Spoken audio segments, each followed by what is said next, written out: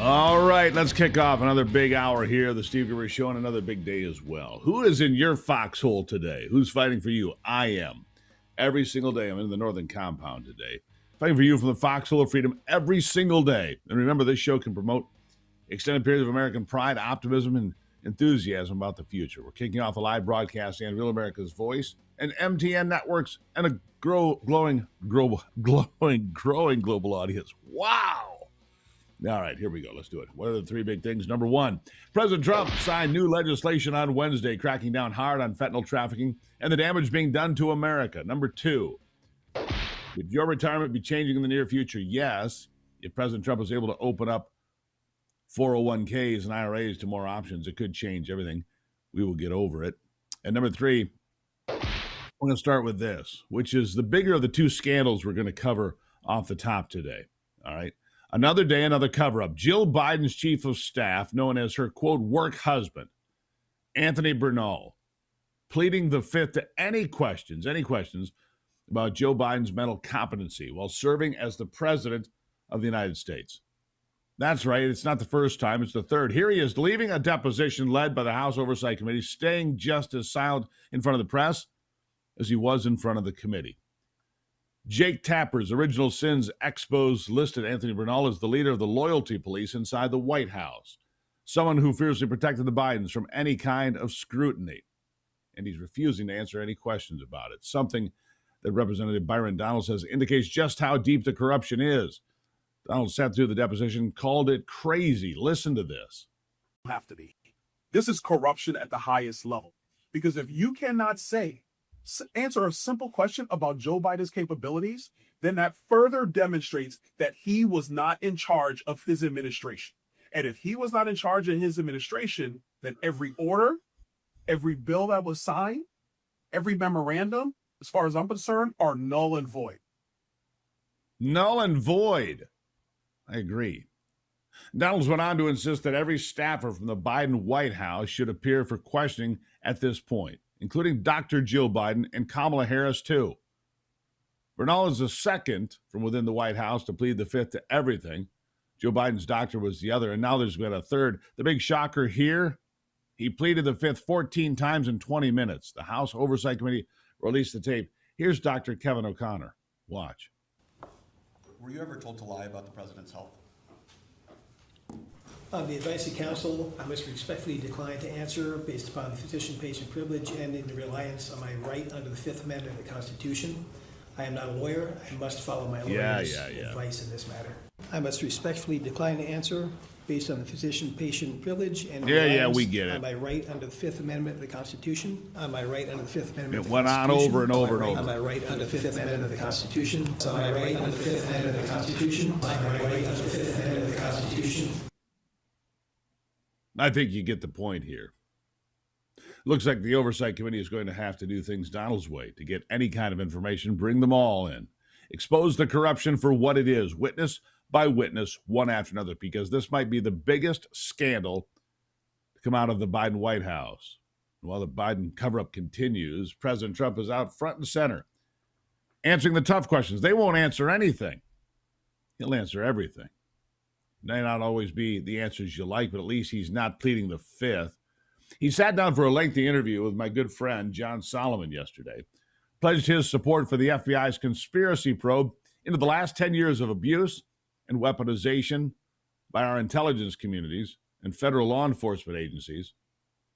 The probe is not new. The FBI opened it a few weeks ago to look into what went down during Operation Crossfire Hurricane, what was behind the raid on Mar-a-Lago, the Chinese plot to help Joe Biden win the 2020 election, and so much more.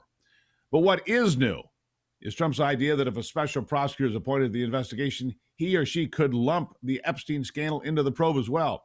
Here's what John Solomon got the president on the record, confirming he would like a special prosecutor for everything, including Epstein. Listen. Case of Epstein, they've already looked at it, and they are looking at it, and I think all they have to do is put out anything credible. But, that was run by the Biden administration for 4 years. I can imagine what they put into files, just like they did with the others. I mean, the Steele dossier was a total fake. Right. It took 2 years to figure that out for the people. And all of the things that you mentioned were fake. Yeah. So I would imagine if they were run by Chris Wray and they were run by Comey, and because it was actually even before that administration, they've been running these files. And so much of the things that we found were fake with me, but especially you look at that Steele dossier where they paid like 14 or 16 million. That's more than James Patterson gets paid to do a #1 bestseller. Isn't that crazy? And the thing turned out to be a total scam.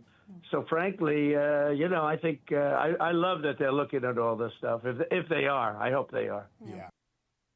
I hope they are. This could be exactly the right step to getting this situation back on track. It's exactly what I've been suggesting for days now. I said Kash Patel could dig into it, give credibility back to the FBI, but a special prosecutor, even better as far as I'm concerned. Personally, I think the Autopen scandal and Joe Biden's incompetency will outlast and outshine this issue by far, but we need to clean this mess up along the way as well. But I already told you this week that I think Trump's support behind a full investigation into the Epstein's files is the only recourse. And clearly I called it right. It is the only recourse. It's what will help reconstitute his support across the country. MAGA supporters are not in a cult. They have the right to express their opinions and questions, but it's understandably frustrating President Trump, who doesn't want this to overshadow all of the other promises he's kept over the last 6 months. He doesn't. Here's more from that interview with John Solomon. Listen. For all the things that have happened, there's the Russia collusion against you, there is Jack Smith against you, there's all the things that happened in 2020, not investigating China interference in the 2020 election. Where do you think, what are the things that are most important that you would like to see the FBI get to the bottom of? I think they could look at all of it. It's all the same scam. They could look at this Jeffrey Epstein hoax also, because that's the same stuff. That's all put out by Democrats. Yeah. And, some of the naive Republicans fall right into line like they always do. They just don't have the sustainability. They don't have they don't have that stick to it like glue. The Democrats, they have bad policy. They have bad candidates. They have bad everything, but they stick together. The Republicans don't do that, but they ought to look into the Jeffrey Epstein hoax too, because that's another hoax that's frankly put out by the pushing. You start to get the idea that Donald Trump's been briefed on the Epstein files, if you will, and finds that exactly what I suggested. They have been salted. That's the impression. That's the takeaway I keep getting here. The files were cleaned of real criminals and then salted with people like Donald Trump or people in his administration. And it sounds like he sees a clear path forward, and he sees the pitfalls from his enemies. Trump's being accused of trying to nuke his base, something I don't believe he's doing at all because there's no reason for it. But some of his messages sure are rubbing supporters the wrong way, but not this one. Get a special prosecutor.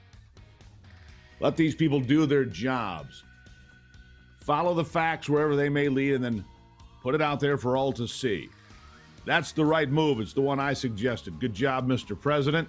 We'll take a break and be back with more on The Steve Gruber Show.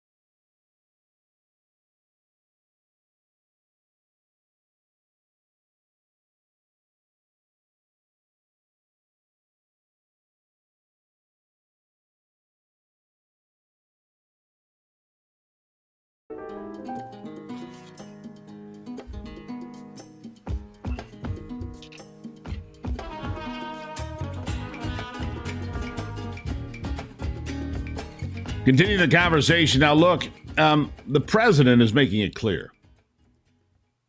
There's a whole herd of these so-called conservative influencers out there that have decided to jump on this Epstein train. Well, this train's going off the cliff, folks. And look, I said it from the beginning. What Donald Trump needs to do, I said put Kash Patel and the FBI in charge of a brand new investigation beginning back at day one with Jeffrey Epstein and put it all out there step by step. A special prosecutor is even better, which he supports, as you saw in that interview with John Solomon. This is important stuff. A true social post, and this is what I support, by the way. Mr. President, let him investigate. You've got Jim Comey out of the way. You've got Chris Wray out of the way. Let's see if we can inject some honesty into the investigation. That's all we need here. We need sunshine.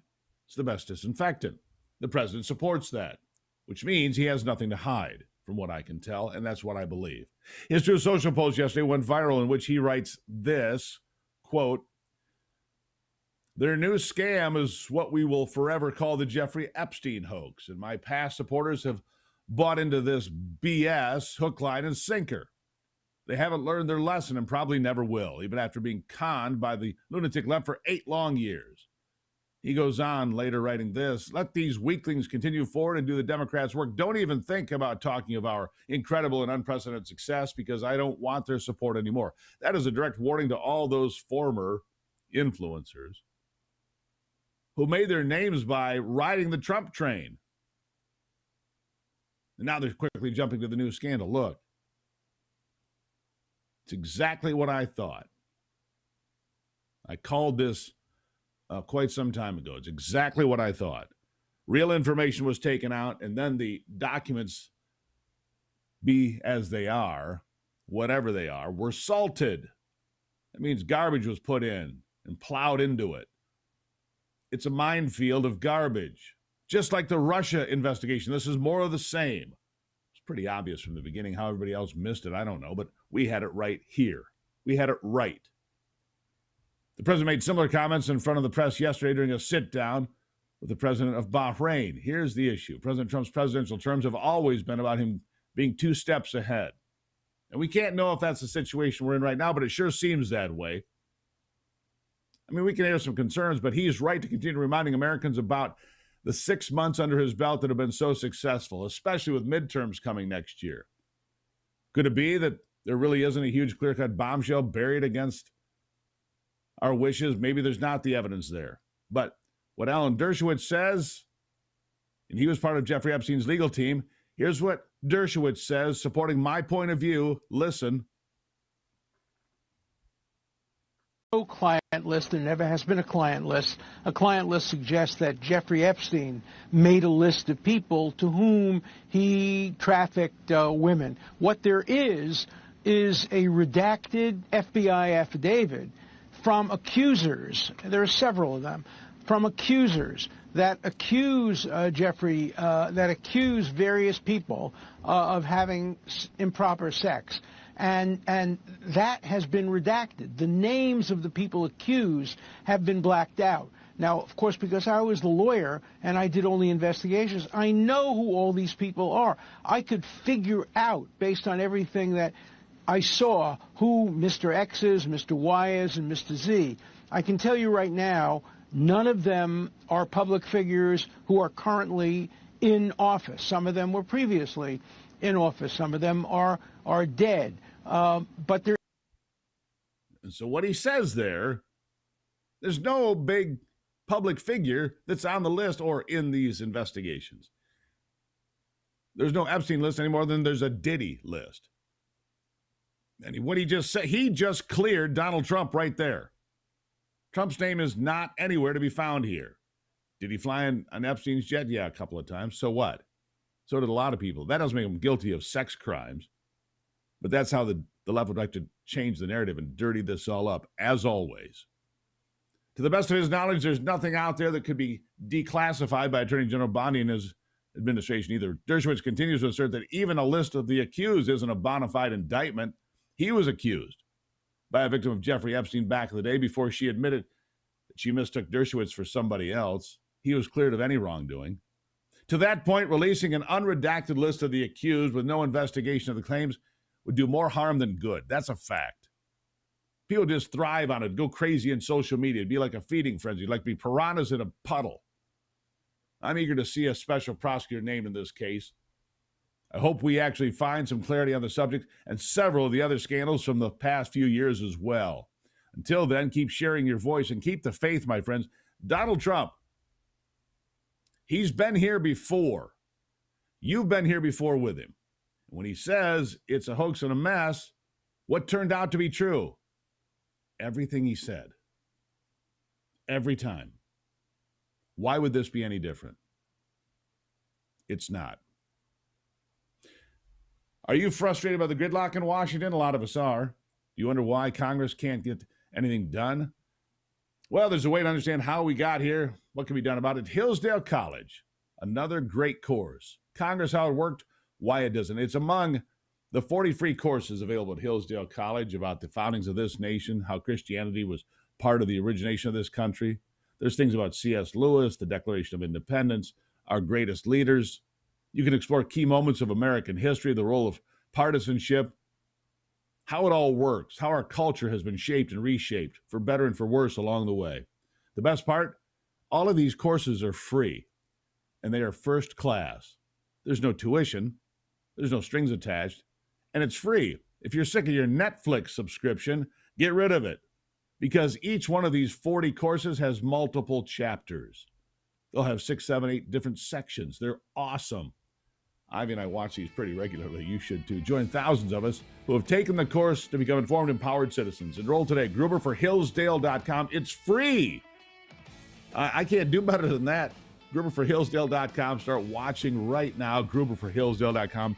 Become a smarter, more informed listener of this program and citizen of these great United States of America. GruberForHillsdale.com. Back in a moment.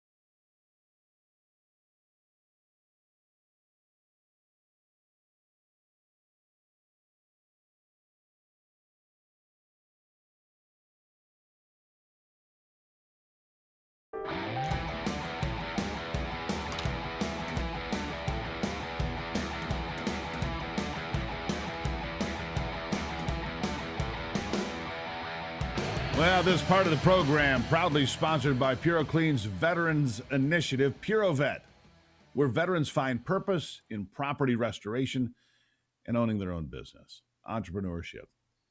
We salute those who have served. You can find out more at 855-PUROVET. That's P-U-R-O-V-E-T. PuroVet.com as well. Yes, PuroVet.com. If you're a veteran, there are big incentives. You can have a franchise of PuroClean, your own company. Thank you for serving. PuroVet.com. You'll find out more. Great partner of this program. Really appreciate what they're doing for vets. No question about that. In something else that happened about 2:30 Eastern time today, this morning, Senate Republicans blasted through Democrat and internal opposition to pass President Donald Trump's multi-billion-dollar clawback package. It's the first rescissions package that made it through 51-48. Susan Collins of Maine, Lisa Murkowski of Alaska, voting against it along with every other Democrat. The package will now be sent to the House, which has until Friday to get it passed. They will. They're going to, trust me, they're going to chop this money. $9.5 billion. It'll cut spending for NPR and PBS and USAID, among other things. So that's a big deal. That happened today. Another win.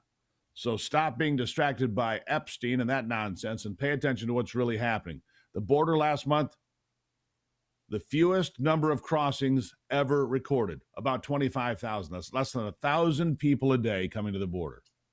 There were days they had 15,000 cross in a single day during Joe Biden's failed administration. Be proud of what's happening. It's what you voted for. It's what I voted for, anyhow. I'm guessing you did as well.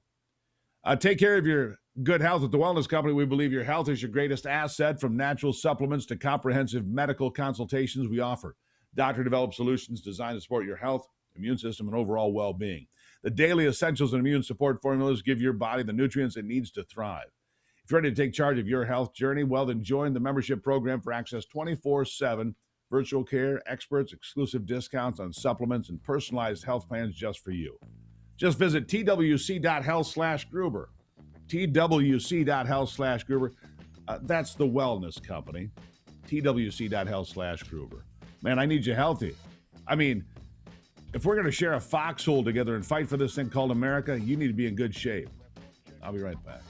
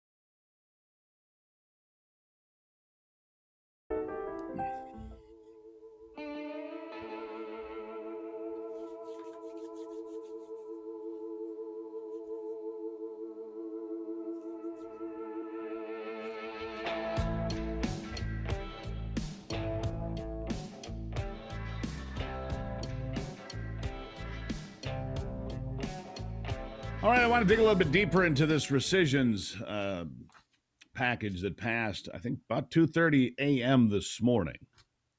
Cutting $9 billion means NPR, PBS, USAID, they're all going to be out of business here shortly.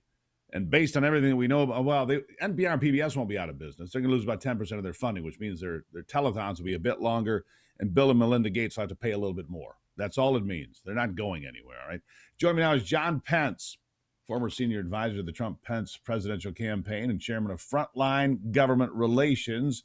Sir, thank you for being here. Thanks for having me. Good morning, Steve.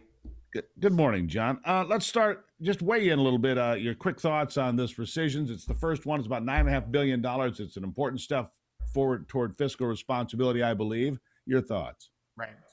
Well, I think it's another bad day for Elmo. Rescissions funding's out the door. Some of these boondoggle programs that have very clearly had a political bias. NPR, ask it every morning for an update on the news, and it's Trump bashing news 24/7. That's why Republicans in charge are going to be good stewards of taxpayer money. And this is one of those many programs that needed to be cut. And I'm thankful that President Trump's back in the White House and Republicans can do this and clean up the government. Now, John, your uncle was the vice president of the United States during the first term of Donald Trump. He's taken a lot of heat for what he did and didn't do, as some of the people say. But I always thought, and I'm probably going to get in trouble for this, and it's okay.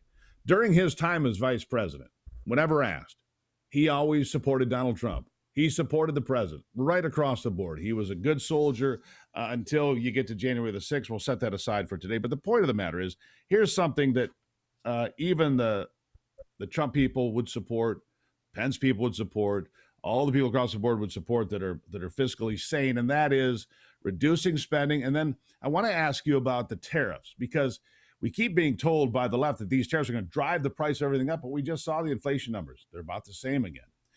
We've seen $27 billion in surplus come in last month for this government because of tariffs. And now Donald Trump is announcing 30% tariffs against the EU and Mexico to begin August 1st. What do you think of this? Well, I think our trade deficit is a threat to our economy, but it's also a threat to our national security, as President Trump has said. Look at the difference between what we send to Mexico and what Mexico sends to us. It's $506 billion of goods coming in from Mexico versus $336 billion of goods going out to Mexico from the United States. This balance needs to happen. And President Trump's right to call out the deficit. And also, you're right, Steve, tariffs are working. The Treasury's collecting more money to support the American people.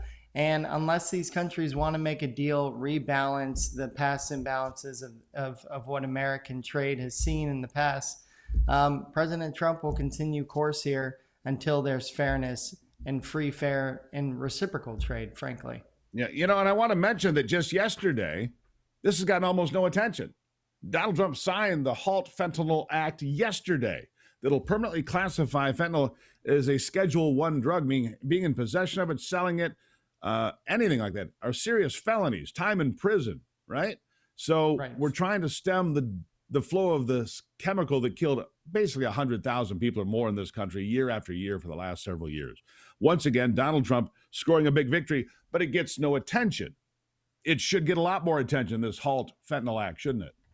No, it's another promise made, promise kept by President Trump to halt fentanyl, to stop the flow of illegal drugs, human trafficking across the southern border and securing the border. I remember the Washington Post talking about the mysterious decline last month of fentanyl coming across the border. Well, that's thanks to President Trump and providing the support for Customs Border Patrol. And remember, too, Steve, in this one big beautiful bill, there was historic funding. I must have missed that, John. I missed the curious and mysterious decline of fentanyl. They are so dishonest, aren't they? They're just so dishonest. I'm sorry, made me laugh. Carry on. No, so it's a shame that we're seeing the lowest crossings in years at the southern border.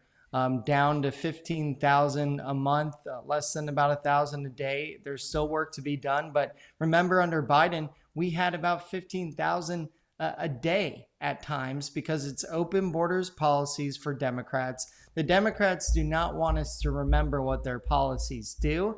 Instead, they want to distract us and keep our eye off the prize for the America First agenda. But President Trump's not going to let that happen. And Republicans need to continue to deliver results and follow this Trump agenda as we only have less than 4 years, Steve. Well, I don't know if I think we have 1 year left on the clock, basically. I think that's where we are, man. I mean, till you get into the thick of the midterms next year. We need to get it done now. The good news is this. Right. You can do more of these rescission packages. This first one we got through early today is just the start. You can do 2 more reconciliations if you're so inclined. One in November and one in the first quarter of next year, roughly.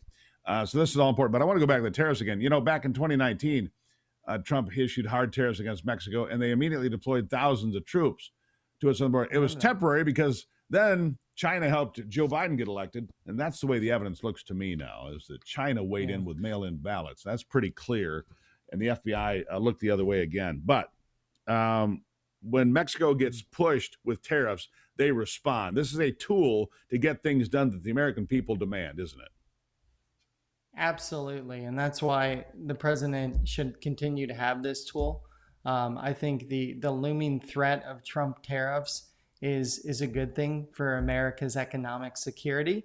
And there's still deals to be made, Mexico. I mean, if you're a Mexican company, you should be looking at investing in the U.S. economy. And even if your president is a socialist, she's getting in the way, she's trying to obstruct President Trump and support the cartels, you as a Mexican company can help the American people by helping this economy, which frankly will be mutually beneficial for Mexico and America. So I call on Mexican companies to do their part too.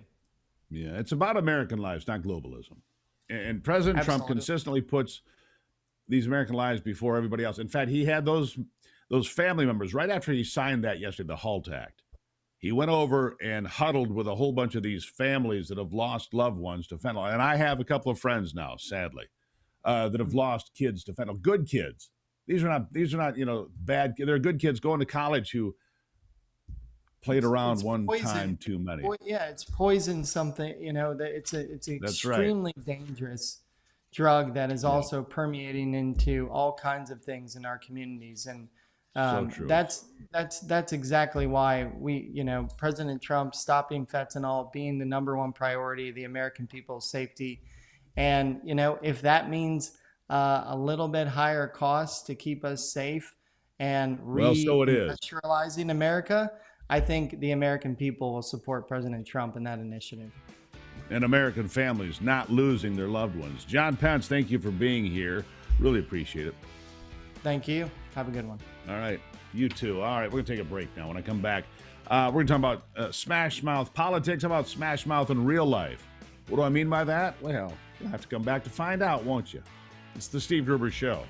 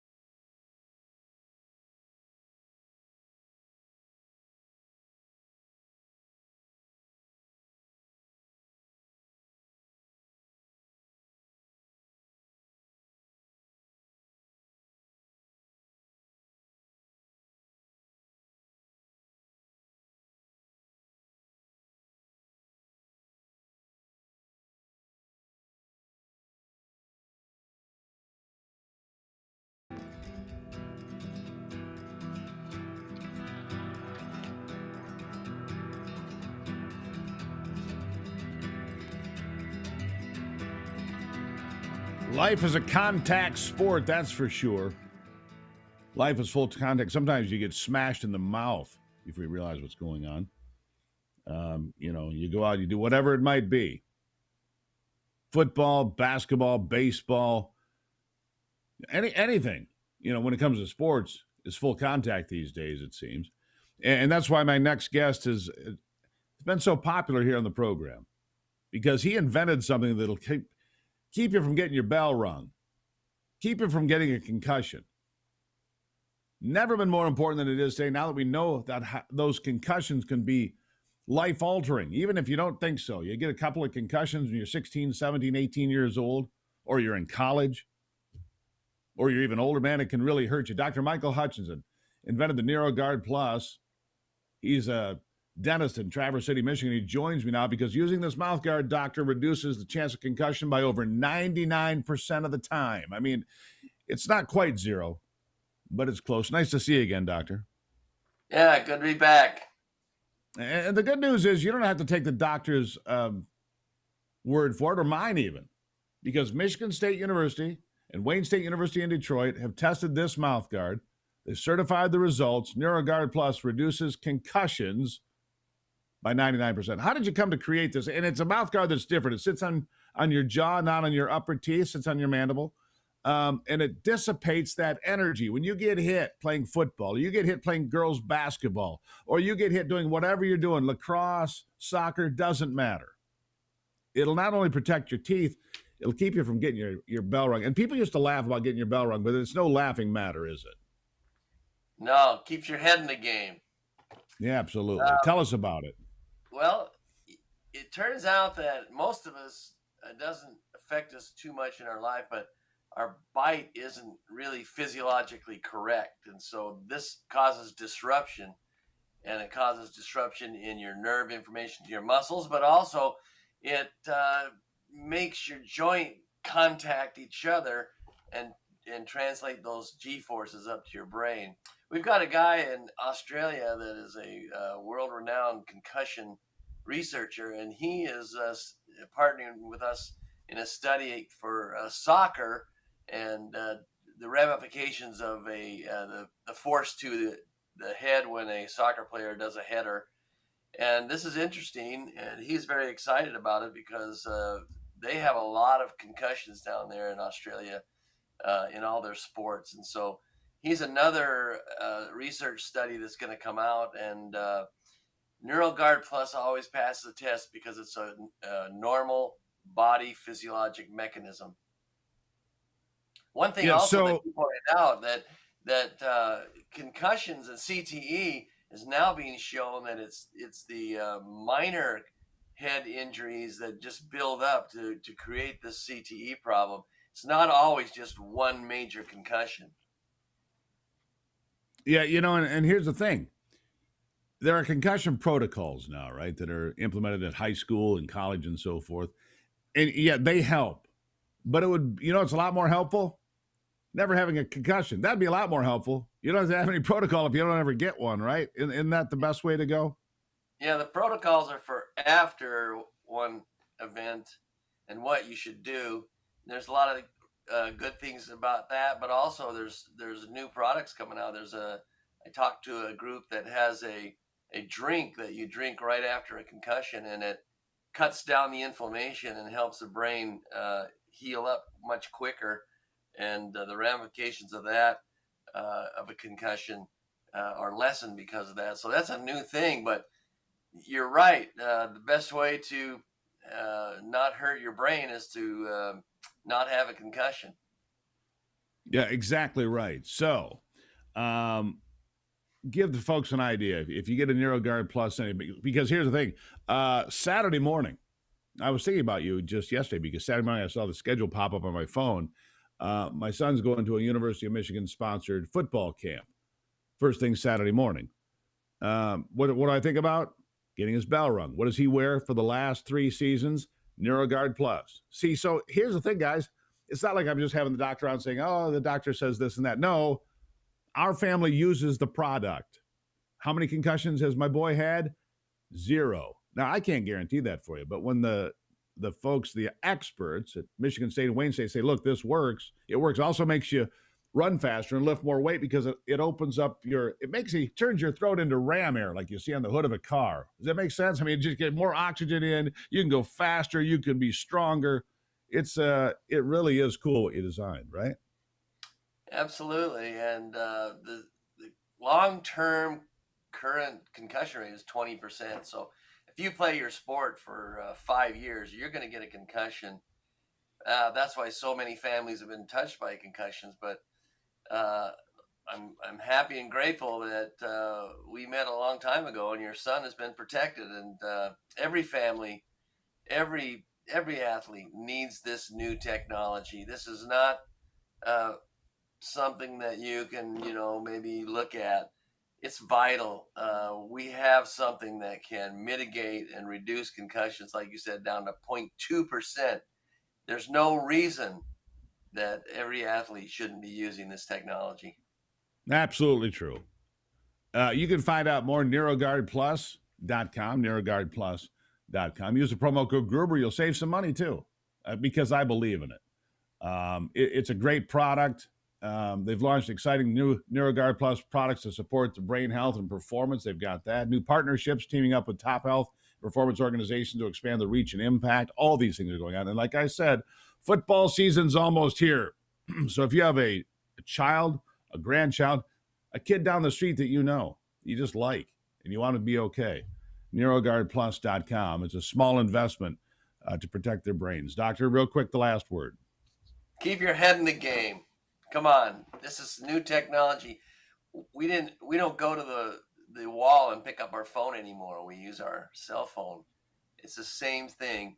That old technology that everybody uses is 75 years old and hasn't changed a bit. But it's time to embrace this new technology and protect your kids. NeuroGuardPlus.com. NeuroGuardPlus.com. Doctor, thank you.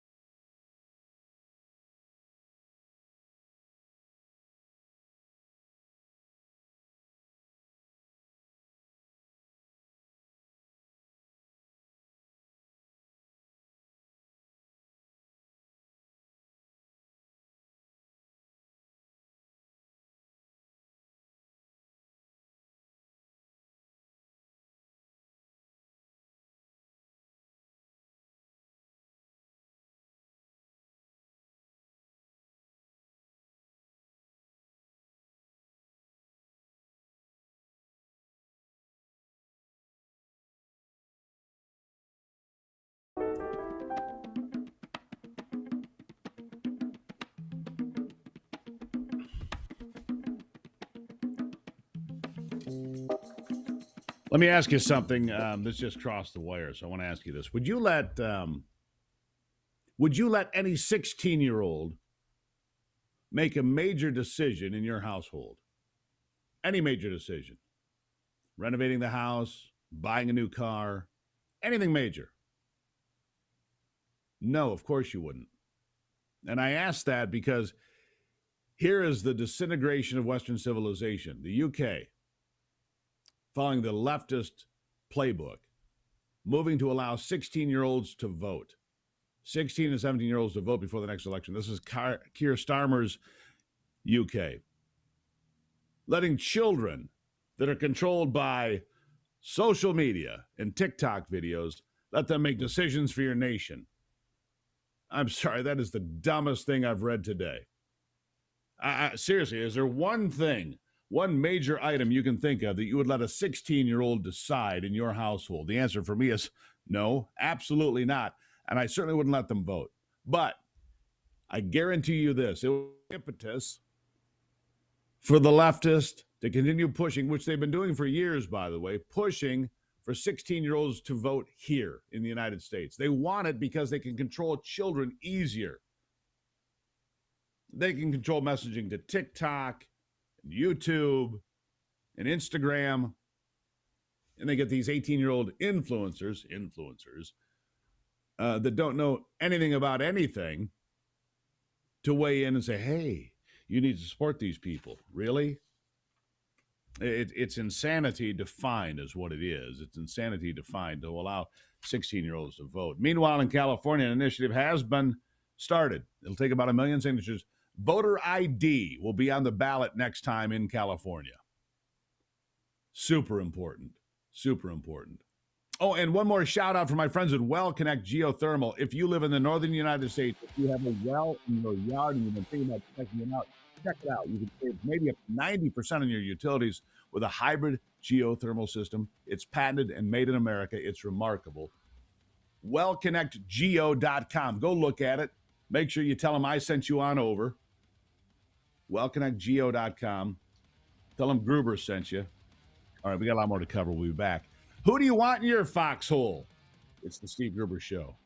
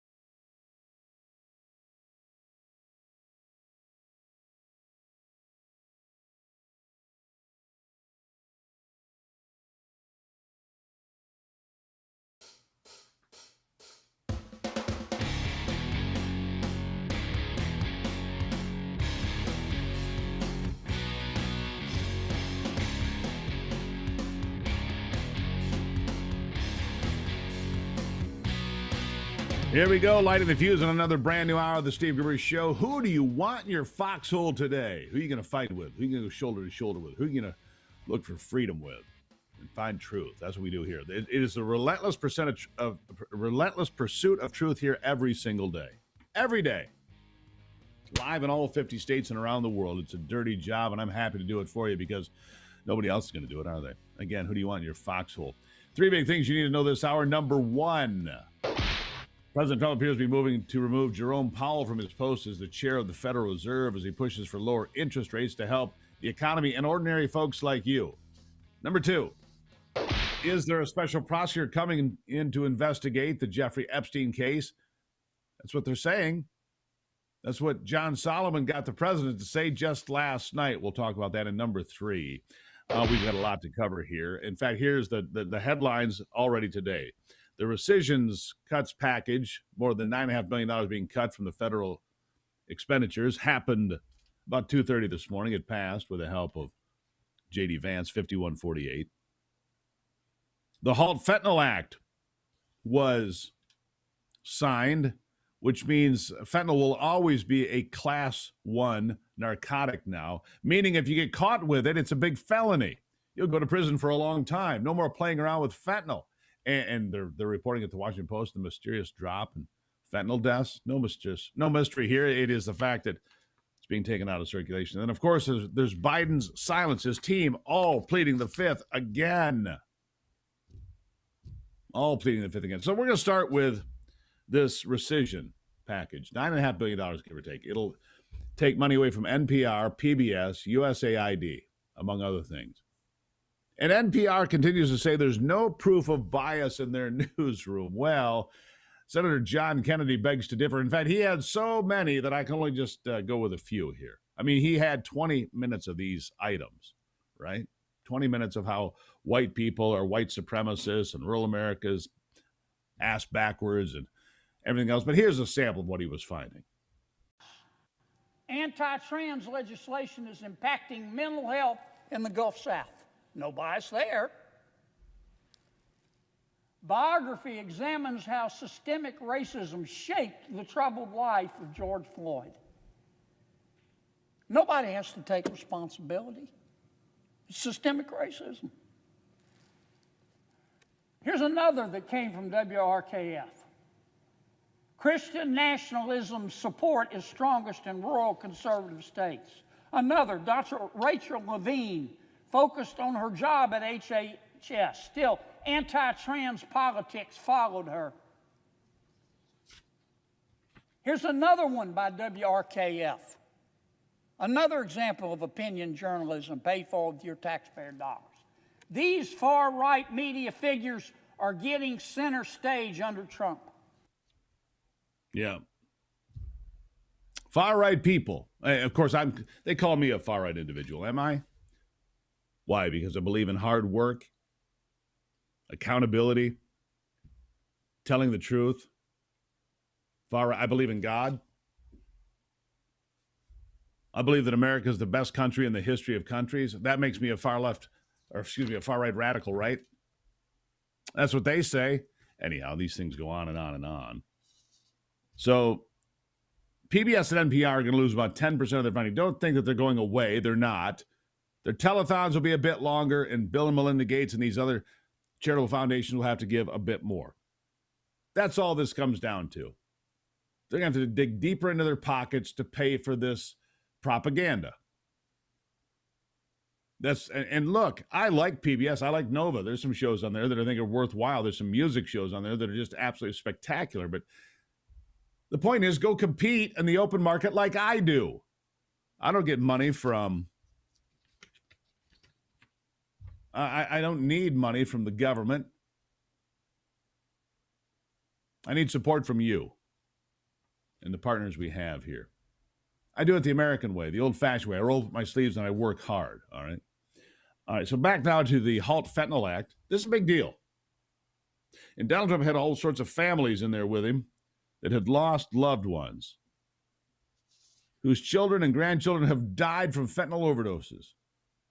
He gathered some of those families when he signed the HALT Act, making the drug a Class A drug and its shipment a felony, big felonies. Here's part of what he said. Today we strike a righteous blow to the drug dealers, narcotic traffickers, and criminal cartels that we've all been hearing so much about for so many years, and very little has been done. And we take a historic step toward justice for every family touched by the fentanyl scourge as we sign the HALT Fentanyl Act into law. Good job. Good job.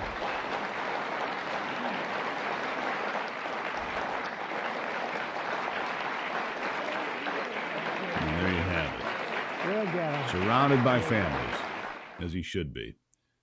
Families that have lost, that have paid an incredibly high price, right? So while Donald Trump, and he took questions again yesterday. He's taken a bunch of questions, did that interview with John Solomon we played last hour where he said he would welcome a special prosecutor to investigate all of the bad behavior of the Department of Justice, including Russiagate, Operation Crossfire Hurricane, and yes, Jeffrey Epstein. Because he's totally telegraphing to you and me and the American people that those investigative files have been corrupted. There's information in there that has nothing to do with anybody being guilty. And that's the way that is. By the way, while Donald Trump's out there talking to everybody, every day just about, answering questions, Joe Biden's people no longer in office, the ones being asked currently by a House committee, what did you know about Joe Biden's mental health? What did you know about his decline? Did you think he was in good shape to run the country? Well, here's the third person asked about that had been working closely with the former president and what they had to say. Listen. Mr. Bernal, did you ever advise President Joe Biden to pardon his son, Hunter Biden? On the advice of counsel, I respectfully decline to answer the question pursuant to my Fifth Amendment rights under the Constitution.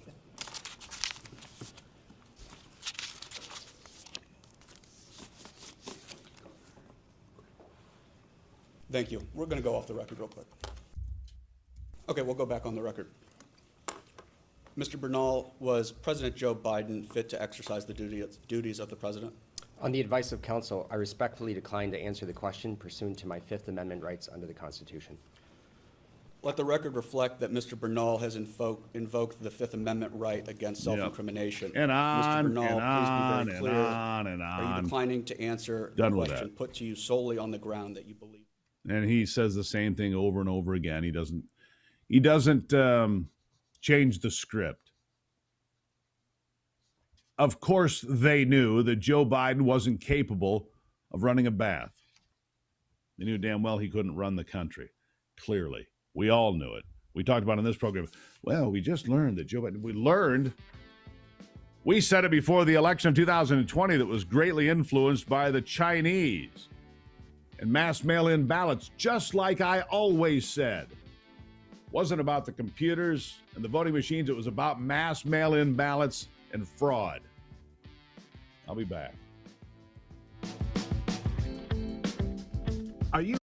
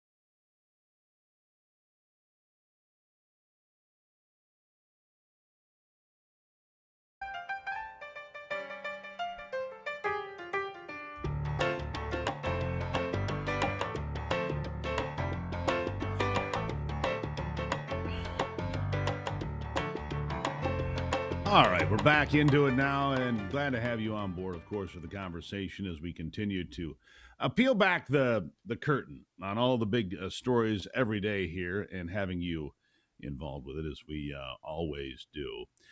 Joining me now is Grover Norquist, President of Americans for Tax Reform. He's quite pleased, as he should be, I'm guessing, with the 2:30 vote this morning, which will take back $9.5 billion. Now, it's not much really in the scheme of things.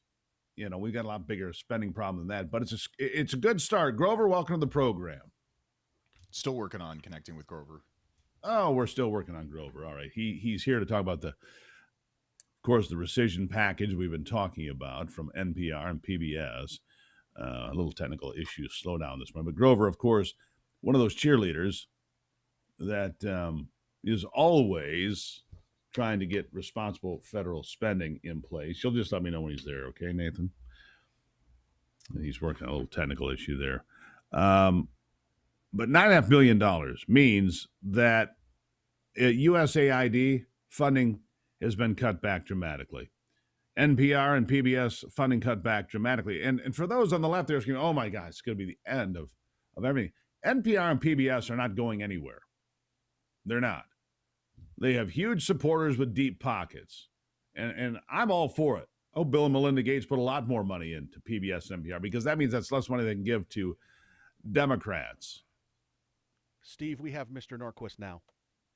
All right. We got Grover on the line now. Grover, good morning. A pretty good morning for Donald Trump, I would say. $9.5 billion clawed back from NPR and PBS, like I was just telling the good folks. It doesn't mean PBS and NPR are going dark. Quite the opposite, in fact. They'll just get more money from Bill and Melinda Gates, which is good news because they can spend less money on Democrat causes that way. Well, what do you make of it all, Grover?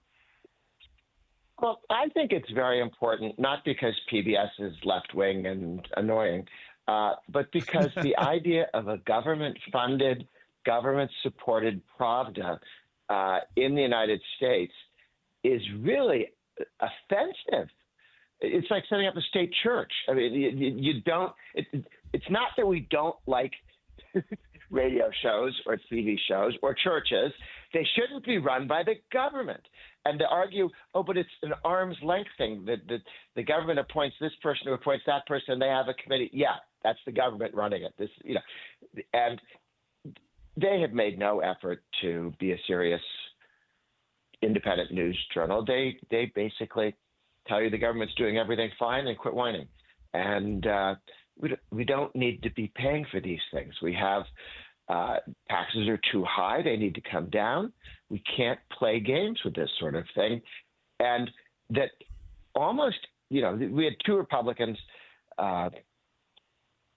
Susan Collins from Maine. She's got a tough race, and it's a liberal city, a liberal state.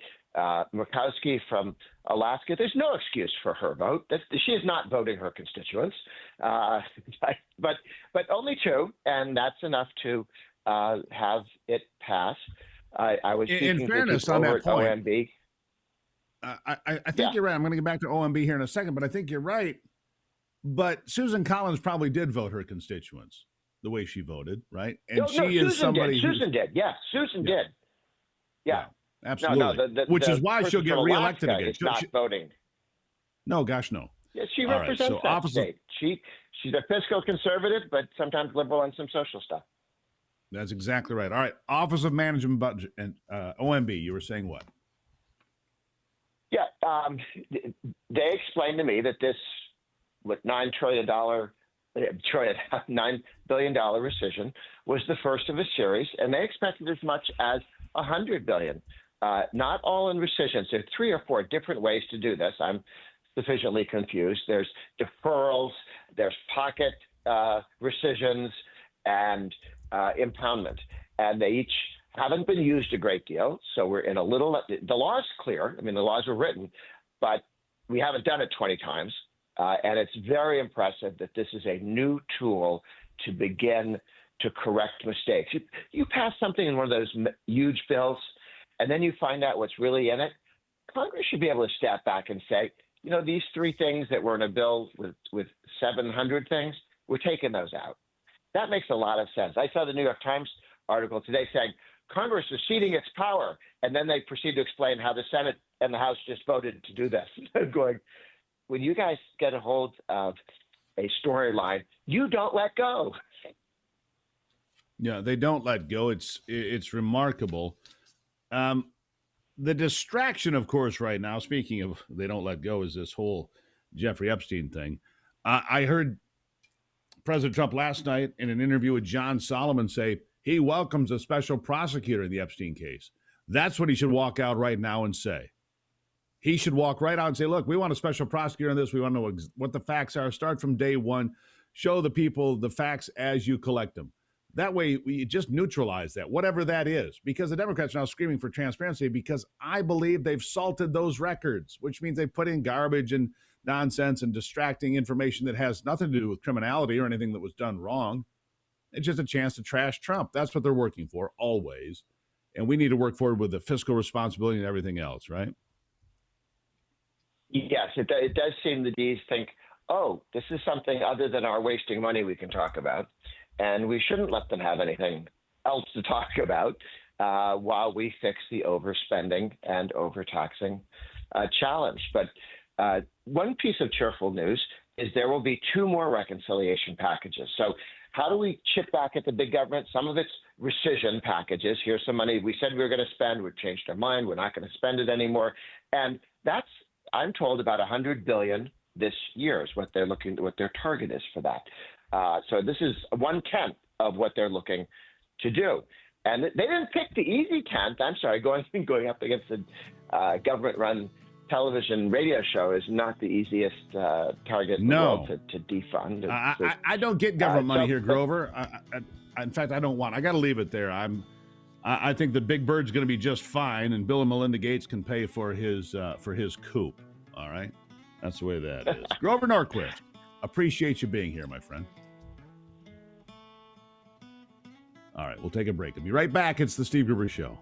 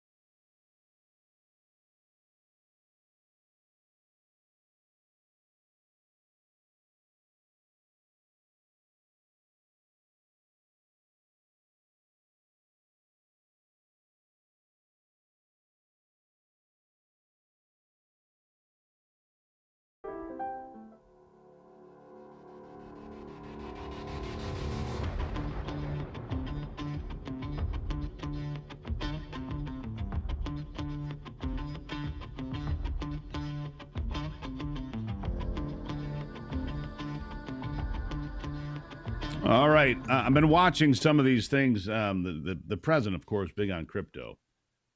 I've been watching some of these things, and I got into the crypto game here, I don't know, over the last couple of years. I had stayed on the, I wish I had not stayed on the sidelines. Do you realize, you probably don't, but do you realize if you had bought Bitcoin in September of 2024, it was at about 53,000, all right? And now it's at 120,000. You would have doubled your money and then some between September of 2024 and today. If you had put in $100, you have 200. Put in 100,000, you have 200,000. Put in $1 million, you have 2 million today plus. You would have more than doubled your money.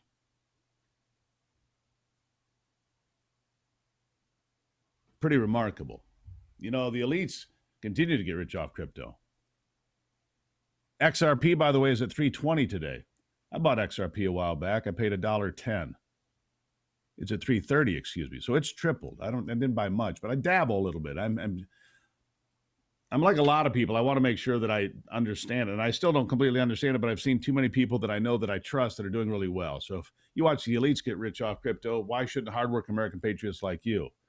Right? Block Trust IRA is changing the dynamic, bringing crypto to real Americans like you. Crypto is fueling President Trump's America First economic miracle, and it could be your chance now to join the movement. Their Animus AI trading platforms run 24/7, crushing old school strategies and helping patriots like you build serious wealth like the people at the top do. It's the number one crypto tech platform, says Bitcoin Magazine. Block Trust IRA offers up to $200 million in protection, and some of their clients have seen returns of 250% or more.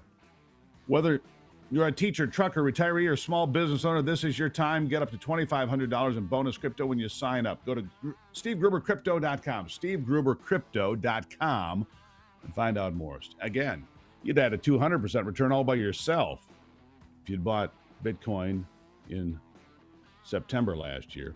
SteveGruberCrypto.com. Find out more. I'll be back.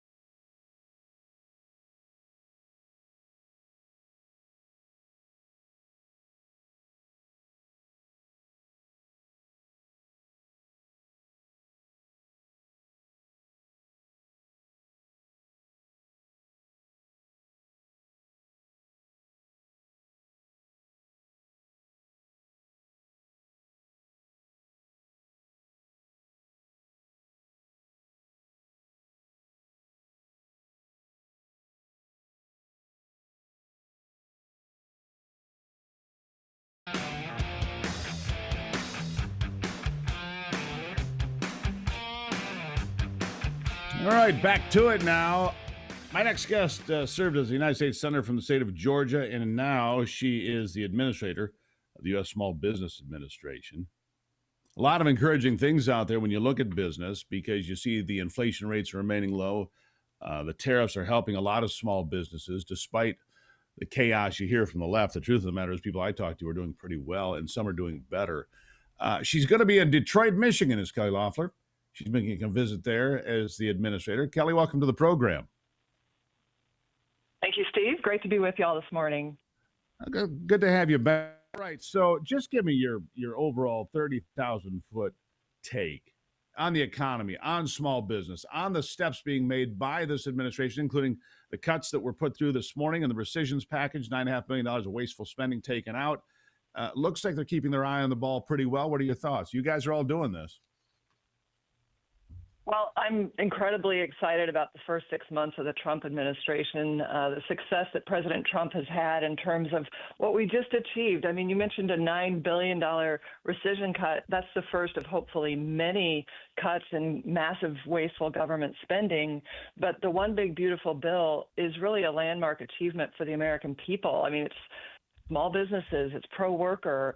It allows Main Street to thrive again. The Democrats voted for a $4 trillion tax hike on Americans. And that's not just on small businesses. It's on working families. I mean, we're talking families making $15,000 to $80,000. We're going to face something like a 22% tax increase, which was ridiculous. And of course, they wanted to spend it on more wasteful spending that we've been going after at the SBA. We've literally cut billions out of our budget. The agency had doubled in size, both from a staffing and spending perspective during COVID. We took it back down to pre-COVID levels. My colleagues across the cabinet are doing the same thing in their agencies to get us back focused on the American people. I mean, we work for them. They don't work for us. So we're putting that back into action. So I'm excited to get to Michigan. We're going to visit some small manufacturers. I'm out on a national manufacturing tour, and probably there's no greater state for manufacturing than Michigan. Well, we think the same thing. The problem is a lot of the manufacturing. Indiana got the first new car plant. Then I think Louisiana got another one. But Michigan, not very attractive to business right now for a variety of reasons. Two things come to mind. Governor Whitmer. Those are the two things that come to mind that we're having trouble here in Michigan with business. Our infrastructure is suffering. I think we're the only state in America that raised taxes last year. So it's the United States and Donald Trump are going the right direction. We're going the wrong direction. Guys, I hope that some of the policies from Washington can make their way to Lansing as we continue to try to rebuild this. It's a great state that I live in. It is. But we need to be following the lead of Washington, clearly. What do you say to that? Well, that's right. And for states that do have a pro-business, pro-worker environment, we're going to see a boom unleashed here in terms of hiring, in terms of economic growth. But for states that insist on high taxes, on massive regulation, on job-killing inflation that they're putting through spending, that's not going to prosper there. So you point out a red state that got a manufacturing plant. I've been going across the country, and we have an incredible industrial base, but it's moving to the states where there's economic incentives and to focus on a skilled workforce. And what we're seeing is an incredible, I call it a new collar boom. Under President Trump, we had the blue collar boom under his first term. And now with the One Big Beautiful Bill, I've talked to small businesses across this country. They're ready to hire. They're ready to invest. I walked on one factory floor with an aerospace manufacturer, and he said he is spring-loaded to buy more CNC machines, hire more welders and CNC machine operators, and that's going to happen in states that are pro-business. So those states that aren't, I think they'll get the message because people and businesses will vote with their feet. Absolutely true. And that's, I mean, we see state, you mentioned, you're exactly right. Tennessee, Texas, Florida, Indiana, and Ohio getting all sorts of new opportunities that I'm not seeing up here in Michigan. We need to get on the idea of right to work, lower taxes, freer movement of business. We need all of that. I mean, we have a lot of we have the best manufacturing base in the country in many regards, and we need to see that happen. Of course, you're doing that for all the states. And I look around and I see business coming back. I think that the tariffs have been a tremendous success, despite all the things that we were told that inflation was going to go up, hasn't happened. It was going to kill American business, hasn't happened. I think that the policy of the tariffs, and we're about to see it happen again with Mexico and the EU, I think, coming up on August 1st. Every one of these levers is being pulled by this administration and all the people there, including yourself. And from where I stand so far, it's been of great success. What do you say to the critics that are still out there bumping their gums about the tariffs? Well, unfortunately, that's all they can do because the data doesn't show that. I mean, look at inflation. Inflation's at 4-year lows. We had a PPI number, the producer price, which is the wholesale inflation index, which is the second lowest this year. That's post-tariff implementation. And as I walk factory floors with small businesses, most manufacturers in America are small businesses. They say the tariffs are helping them. They're finally having the playing field leveled for them because they've been unable to export into other countries, and that has really crushed and limited their addressable market. You've got things like taxes now coming down. We're going after massive regulation. Biden put about $1.7 trillion of regulation on top of businesses that already existed. So, and that disproportionately impacts small businesses and manufacturers. So we're peeling that back.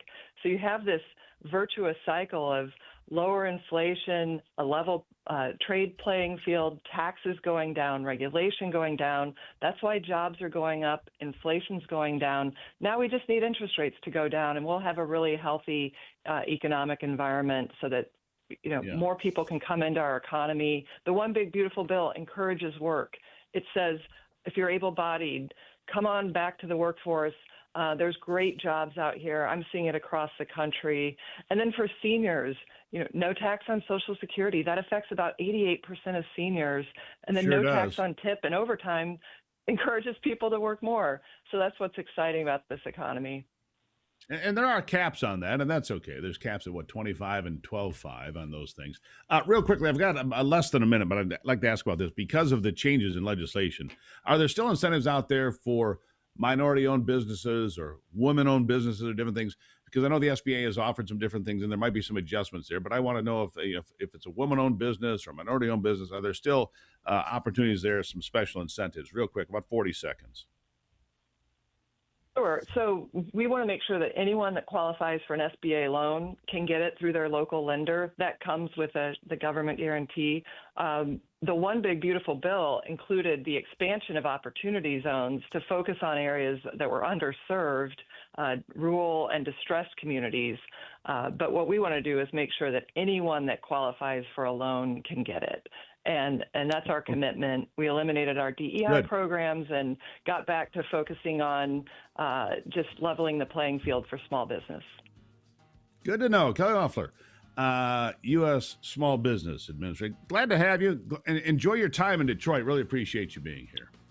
Can't wait. Thank you, Steve. All right, there you have it. I'll take a break and be right back. It's the Steve Gruber Show.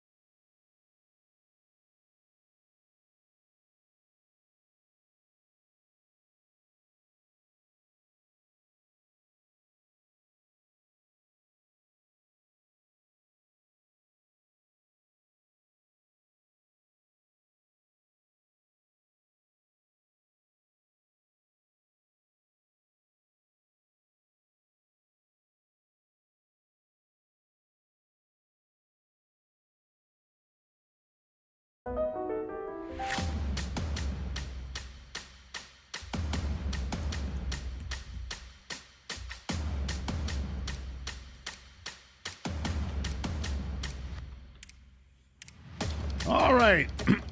Well, morning hairball. I got rid of that. So annoying. I need different cat food.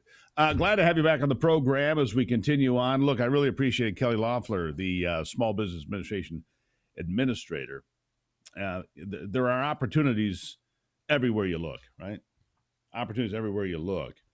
And this next guest has a different look at opportunity in America and different sort of the things that are going on. Ed McGinnis is the CEO of Curio, former acting assistant secretary for nuclear energy at the U.S. Department of Energy. A split decision on nuclear waste. Recycling nuclear waste turns a national liability into a strategic gold mine, potentially. He joins me now. Ed, thank you for being here on the program. Pleasure to be here, Steve. Good to see you. All right, look, I think we need to, let's start with the base idea of nuclear energy. Really started in this country in the 1950s. I'm not too far from where I'm sitting right now, from the second nuclear power plant of significance in America called Big Rock. It's been closed for decades now on the shores of Lake Charlevoix in Petoskey, Michigan, or Charlevoix, Michigan, excuse me. But we don't need giant reactors anymore. You can have modular nuclear, which I think is the wave of the future. It really is. The kind of things that power aircraft carriers can power cities, right? But what about this nuclear waste? What about the stuff that has kept people, we shouldn't have nuclear. We're going to have 3 Mile Island. We're going to have fish with 3 eyes and all of this nonsense, right? How do we turn that into a gold mine as suggested here? Well, first of all, we recycle the material only because of government policies over the years have we seen an incredible, valuable national asset in what is more accurately described as lightly or slightly used nuclear fuel that is sitting around the country stranded next to reactors, just like the one you mentioned. The one at Big Rock. It's all buried right here. It's all in a big concrete tomb right here on the shores of Lake Michigan, right? It is. Yes, indeed. So we have over 90 locations around the country with stranded material. And so let me ask you about what you just said.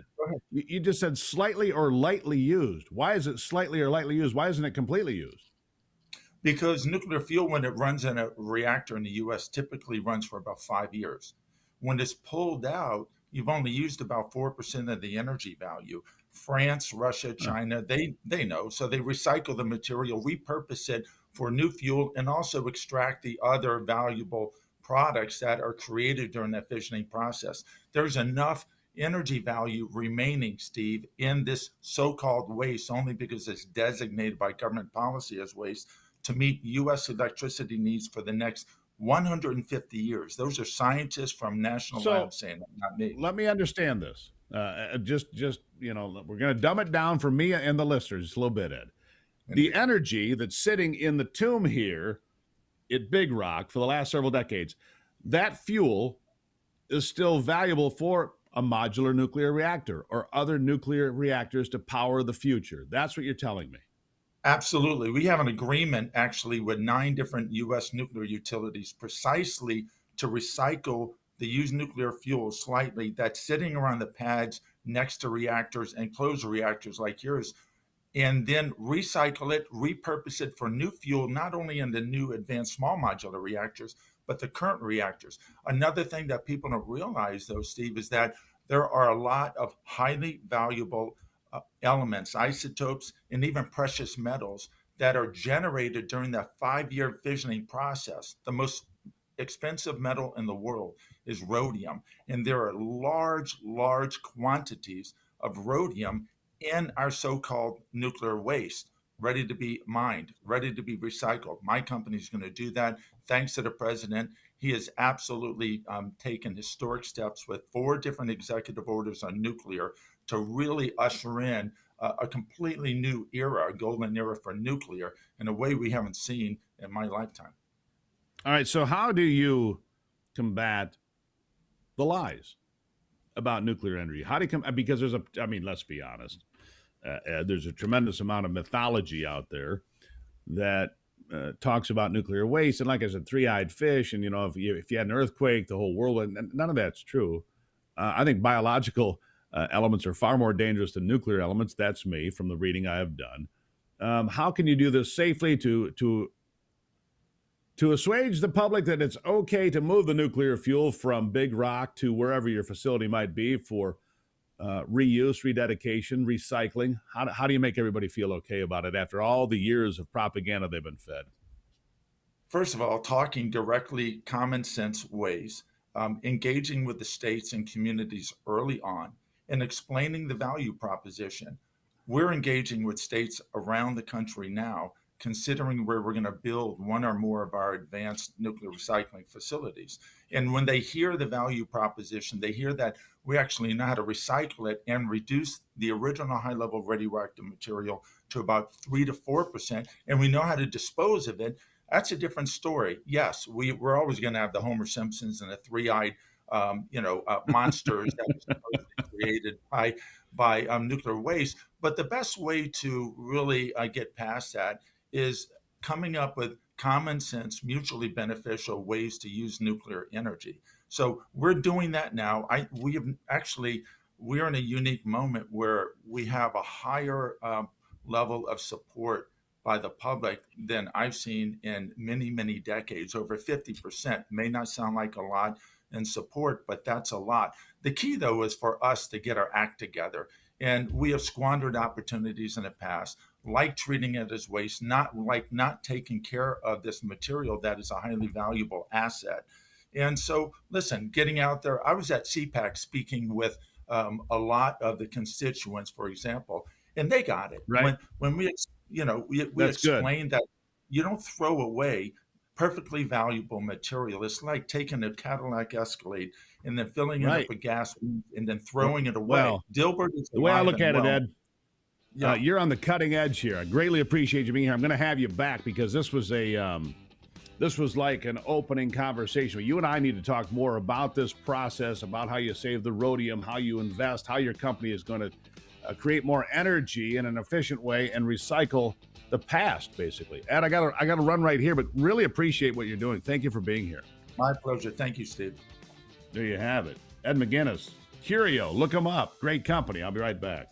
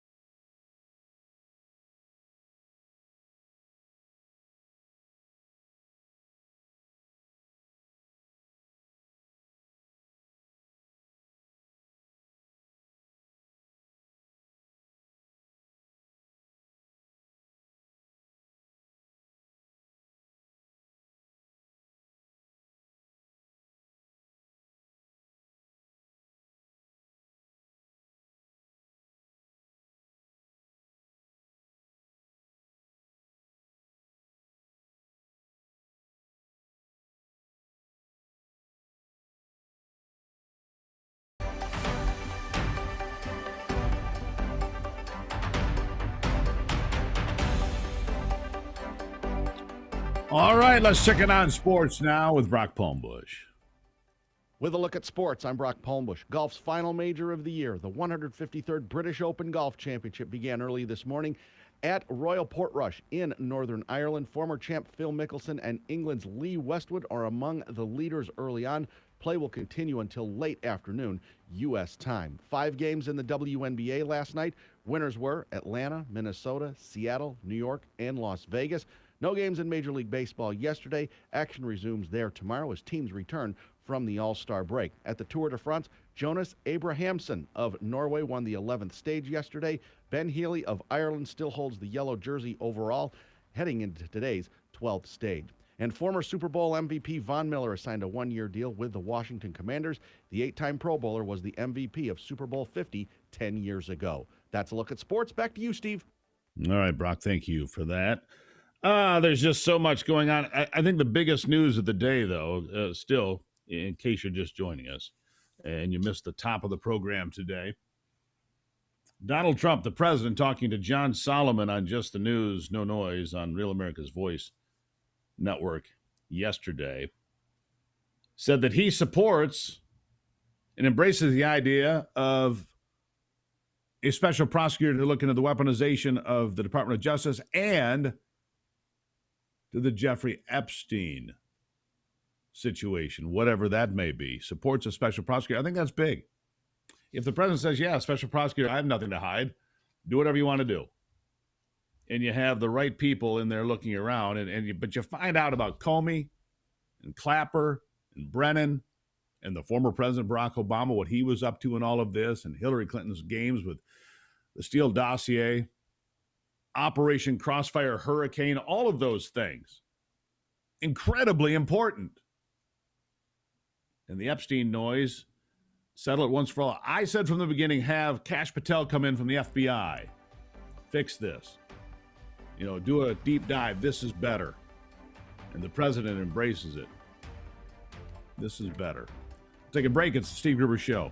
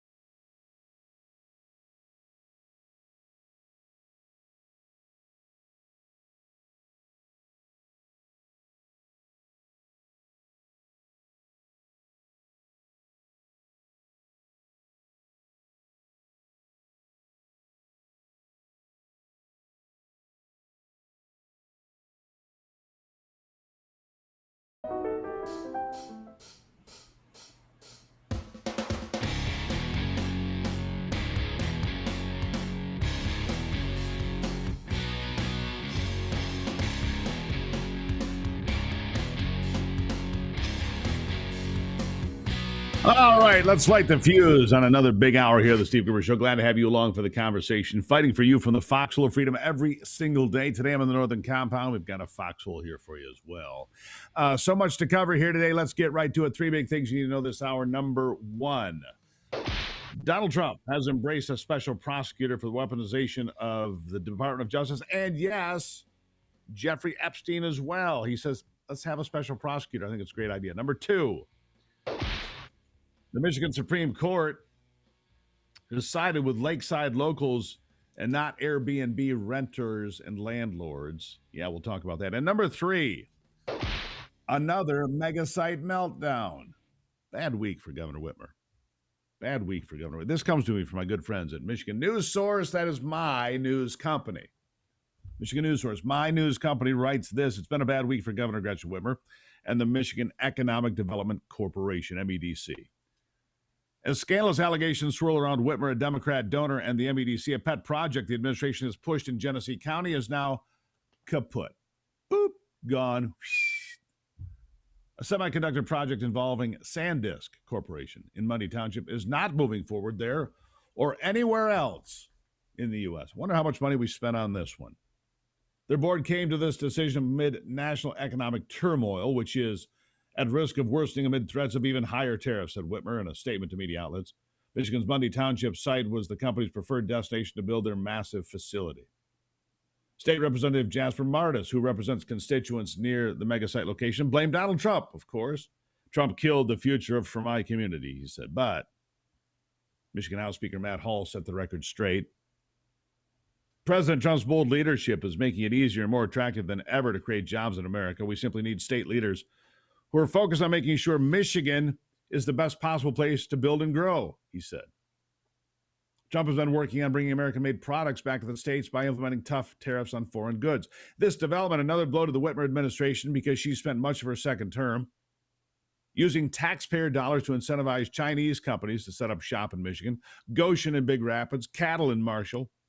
Still moving forward, but a previous mega-site proposal in Clinton County got the axe after residents pushed back. In addition, Whitmer, of course, looking for a presidential bid in 2028. That's the rumor anyhow. So you've got that. All right, so how about the Airbnb? If your dream is to turn your cottage into an Airbnb cash cow, you'll want to pay attention to what I'm about to tell you, all right?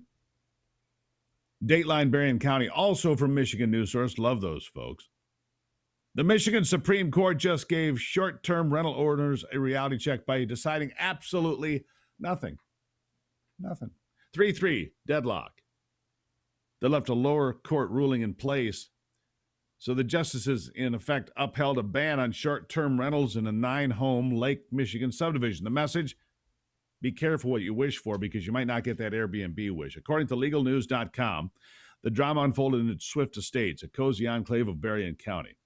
Two sets of out-of-state homeowners, one living in England, the other in the state of Washington, thought listing their properties on vacation rental sites would be a smart move, having bought the properties specifically to rent them in the future after being told by their real estate brokers that rentals were allowed.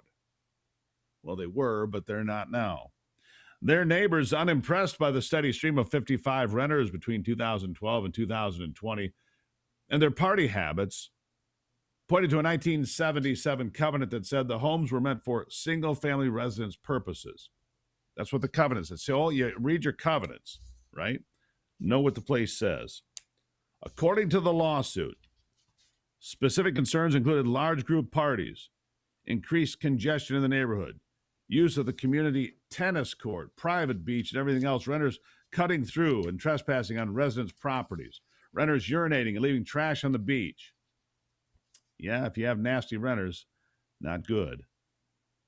The Berrien County Circuit Court agreed that the homes were meant for single-family residents, not rentals. So did the Michigan Court of Appeals.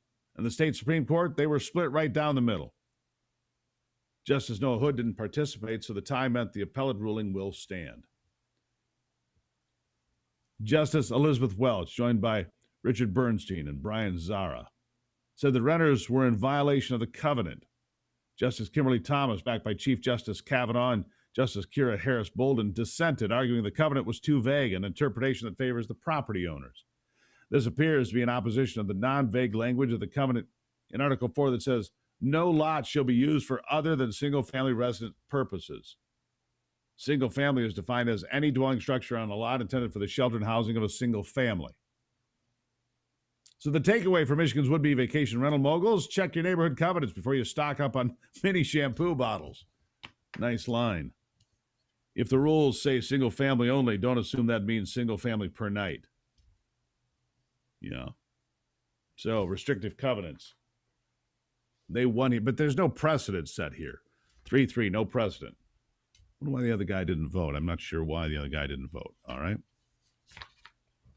All right, so in case you missed it, if you're just joining us this hour, first of all, where have you been? Why did you miss the last 2 hours? There's no excuse for that. There will be a test later, but we'll start with this anyway. President Trump once again putting out the idea that Jeffrey Epstein's so-called list is a left-wing hoax. Seems to me there's some garbage in the Jeffrey Epstein investigation materials, just like there were for the Russia hoax, the 51 intelligence officers claiming that Hunter's laptop was Russian misinformation and so forth. Here's the president on what he says about the Jeffrey Epstein investigation and the files. Intrigue over the Epstein files, but I do want to ask you to clarify something you said this morning. You said this was all a hoax. Has your attorney general told you this was a hoax? What evidence have you seen? No, it's of not that? the attorney general. No, I know it's a hoax. It's started by Democrats. It's been run by the Democrats for 4 years. You had Christopher Wray and these characters and Comey before him. And it's a bad group. It started, actually, look at the Steele dossier that turned out to be a total hoax. The 51 agents, the intelligence, so-called intelligence agents, it was a hoax. It's all been a big hoax. It's perpetrated by the Democrats. And some stupid Republicans and foolish Republicans fall into the net. And so they try and do the Democrats' work. The Democrats are good for nothing other than these hoaxes. They're bad for policy. They're bad for picking candidates that can get elected. Like in New York, we have a communist running. He may get elected too, actually, but he'll destroy the city. No, it's I call it the Epstein hoax. It takes a lot of time and effort. Yeah, he calls it the Epstein hoax. A lot of time and effort to salt the information. That's what he's claiming. The information has been corrupted, and based on his track record, why would I not believe that, right? Scammers can steal your home whether you believe it or not, right off from under you. The FBI calls it house stealing. It's a growing real estate scam targeting American homeowners. We're going to have a victim on the program here about this very soon. Criminals forge your signature on a document, use fake notary stamps, and a scam at the recorder's office, and like that, your title is gone out of your name. And then once they've got the title in their name, they can take loans against your property and they can even sell the house right out from under you, and you won't even know it until you start getting nasty letters in the mail. They're coming after your equity. Well, at Home Title Lock, their $1 million triple lock protection plan keeps you and your home and equity safe. You get immediate 24/7 monitoring of your property, urgent alerts if there are any changes, and if fraud should happen, they'll spend $1 million to make it right. No additional cost. I've teamed up with Home Title Lock to give you a free title history report right now. It's a $250 value. Go to HometitleLock.com. Use the promo code Gruber, and you'll save $250. HometitleLock.com, promo code Gruber. Have peace of mind tonight. I'll be right back. Can your IRA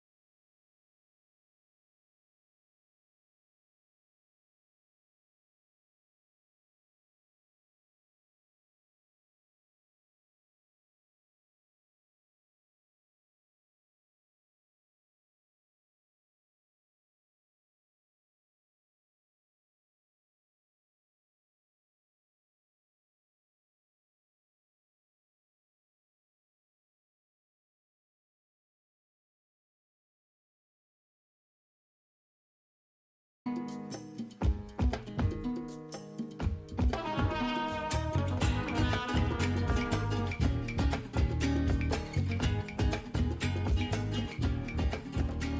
right, American Energy.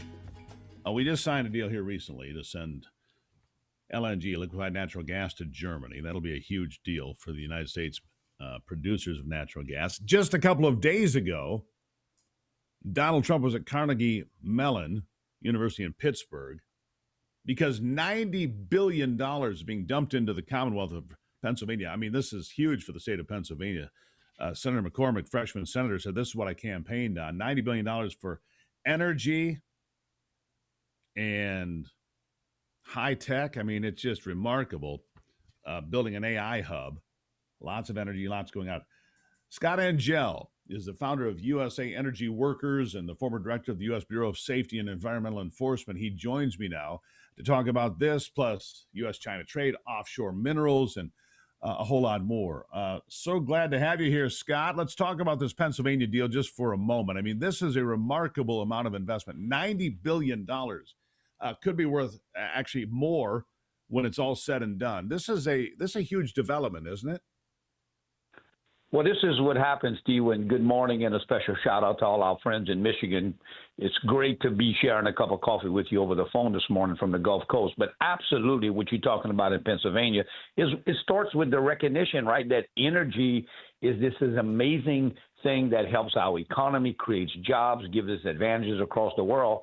And this administration has, again, recognized and realized that it was time to go from energy defense to energy offense, and it's showing up at a zip code near you. It's certainly showing up at a zip code in Pennsylvania there, and it's showing up at zip codes where Americans are now seeing a little bit of pain at the pump being reduced. And one of the interesting statistics that I stumbled on is that there are no wealthy, low energy consuming nations on the planet. In a lot of ways, energy consumption has become a proxy for human prosperity. And when you recognize that, and you recognize that we do have, we have some God-given resources right here we can unlock and create some jobs and create a better planet. So I'm excited about what's happening in Pennsylvania. I'm excited about what's happening in Texas, and I'm excited what's happening in Louisiana, sure. Absolutely. You mentioned pain at the pump. Well, gas prices are lower than they were yesterday, a week ago, a month ago, and a year ago. A year ago were, 40 cents cheaper than it was a year ago. So things trend in the right direction. Oil prices continue to be far better than they were after that brief spike, but it's back into the mid-60s. Is West Texas Intermediate, Brent crude, the benchmark at 68.5, basically. So it continues to be good news. So what about the U.S.-China trade deals? What about offshore minerals? What about lease sale 262? What is that, and why is it important to folks?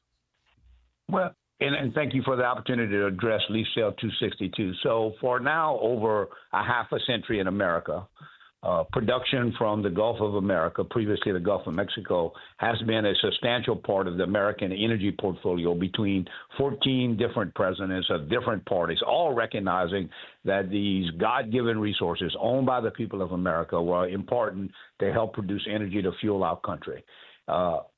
The previous White House occupant tried to run the Gulf of America kind of out of the equation, basically take it off of the American energy portfolio. And it's been a while since we've had a robust lease sale in the Gulf of Mexico.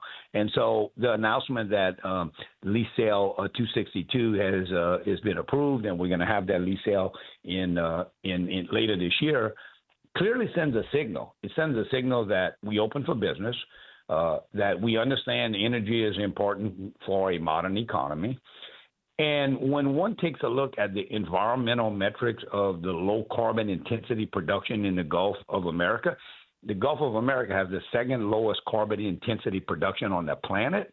So it made no sense, we believe, back 3 years ago for the previous occupant of the White House to put American workers on the bench while begging OPEC to produce more, which has more carbon intensity. In the meantime, prices spiked. The economy went to hell in a handbasket. We saw what happened to inflation. And so, again, why are lease sales important? Lease sales are important just as much as inventory for automobile dealers are to be able to sell cars. It's lease sales are the lifeblood of the investment community, the capital deployment, the job creation. And so we're excited that we're kind of going from this energy defense to energy offense. And it's showing up in a lot of ways in this administration. It's certainly showing up in the announcement of lease sale 262 for sure. Yeah, it's good news. Look, energy independence, cornerstone for this administration. Always been a cornerstone for Donald Trump. Drill, baby, drill was his comment in the day, right? And he continues to pursue energy independence for America. If America is the dominant energy producer in the world, which we should be, we have more resources, whether it's the Gulf of America, the Green River Formation in Colorado, energy in Pennsylvania, Wyoming, Alaska. We should just dominate every day. Shouldn't we, Scott? I'll give you the last word. Absolutely. And that's why it's so important that this administration introduced that word. And I served in that previous administration under dominance. We always talked about energy independence. And this administration, and I give credit to the White House, has basically said, no, it's not about independence. It's about dominance, which is a whole nother word, right? And you're starting to see it again, the establishment of the National Energy Dominance Council. Never before in this country have we had such a focus group of high-powered folks who are required to provide the strategy to make sure that we are, looking at a robust, holistic approach to energy. And it's important. It's important to every zip code in America, because when we have affordable energy, we build more cars, we sell more homes, we have a more robust retail industry, a more robust travel industry, a more robust entertainment, travel, retail, whatever it is. All these things matter. We are married to our climate-controlled homes. And so it's important, and we would just say to our folks in Michigan that join us at USA Energy Workers. We got a nonpartisan petition. We're out there to educate, elevate, celebrate the workers of the energy industry. Very, very important. And I realize that the Gulf of America is not on the tip of the tongue of folks in Lansing, but we're a very important part, and we're extremely proud of what we do for this country. Scott, thank you very much. Founder of USA Energy Workers. USA Energy Workers, join them. We'll be right back on the Steve Gruber Show.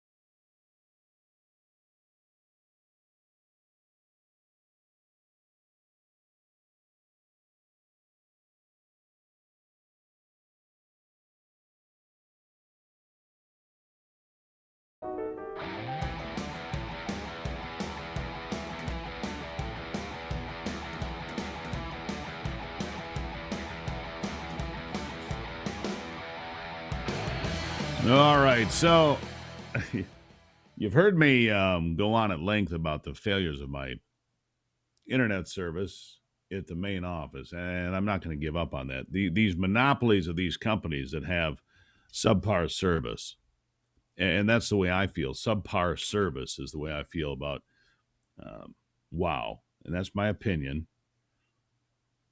and I don't care for it. I'll tell you that. Anyhow, we've got these new possibilities. We're going to tell you about this coming up.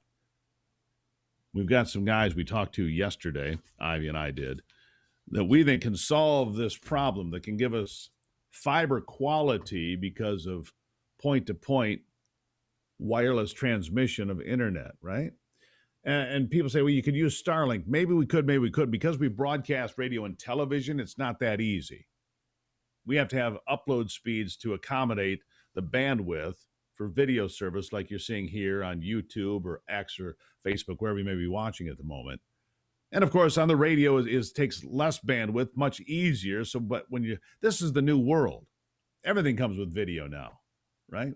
Dinners all come with dessert. It's called video, right? It's the way it is now. So in order for everything to work, we've got this idea, line of sight, point to point. And we're going to dig into that and see if we can find a solution so that we don't get these issues like we've had too many times with WOW. Too many times. Ridiculous amounts of times. And usually without explanation. Oh, the service is out. Really? Again? It's so frustrating. It is really so frustrating. This part of the program, by the way, not frustrating. This part of the program brought to you by my good friends at Wolverine Water Systems. Paul Mahaney and his team build American-made water systems. If you've got, buildup in your shower and it's all brown, or your hair's not getting clean, or your clothes aren't getting clean, or you don't like the way your water smells, I've got a solution for you anywhere in Michigan. WolverineWaterSystems.com. This is the best there is. The premier water treatment systems in Michigan. American made, sold by your friends and neighbors, installed by your friends and neighbors. It's an American company. They're American proud. And if you need some better water in your house or business, WolverineWaterSystems.com. That's where you want to go right now. You tell Paul and his friends I sent you on over, and I'll be right back.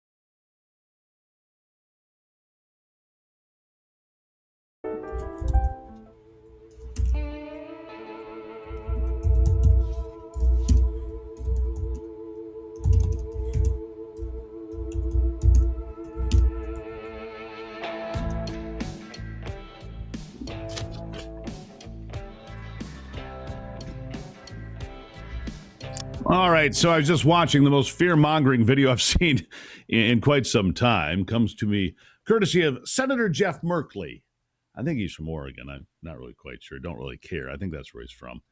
Multiple millions of people have now died because of Donald Trump being in the White House. Multiple millions. Another 14 million will die over the next 5 years, and 4.5 million of those deaths are children. Give me one name. These people are so shameless. Millions have already died. Tens of millions. We can't tell you how many exactly. Another 14 million. We can tell you that. Oh, please. These people have no shame.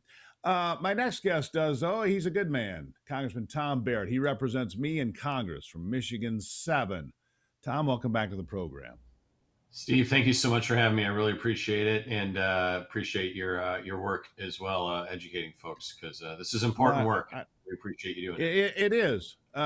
It's funny that these people come out. Millions have died. Millions more will die. Got a name? Well, no, but that's not important now. What's happened important is people, come on. Who's died? Because you're taking money away from USAID or other special interests, or the lobbyists aren't getting their big fat check this week, or Big Bird is going to die. Let me tell you something. NPR and PBS will be on the air tomorrow, next year, and 10 years from now, because people will continue to fund them if they have to have longer telethons, because the money being taken away is only about 10% of their budget. Every radio and television station in America had to adjust their budgets by 50% or more during COVID. They didn't go bankrupt. So I'm not buying it anyhow. Your thoughts on that? Yeah, you're absolutely right. And if you look back to Al Gore, I think the world was already supposed to end, probably 10 or 15 years ago. So we're already on 15 years time from that. Plus all the other, Greta Thunberg, threats that we've had, and all these other things. These folks use these fear tactics. And we saw that during COVID, where the capture of fear became the mechanism for the government to have more influence and control over our daily lives. And that's something that we are trying here in Congress to really get back to the rule of law and the ability for people to have their own control, their own destiny, to have control of our own government, so that people are back in charge, so that working Americans in my district, folks that you and I are neighbors with, you and I and everyone else across the district that I represent, but all across our country as well, are going to be back in control of our own government, instead of our government working in ways that we don't consent to. Yeah. Let's be clear. We need to trim spending. I've heard about it my entire life. We're $37 trillion in debt.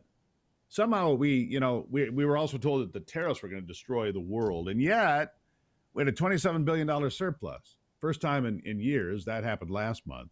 The surplus could be even bigger, I'm told, this month, potentially. We'll see how that plays out. But it has not fueled inflation, as those on the left, it's going to make everything more expensive. Hasn't happened. Inflation is still well below 3%. We're in good shape here. People get permanent tax breaks because of the one big beautiful bill, and not a 22% tax increase. How important is that for people in your district, Congressman?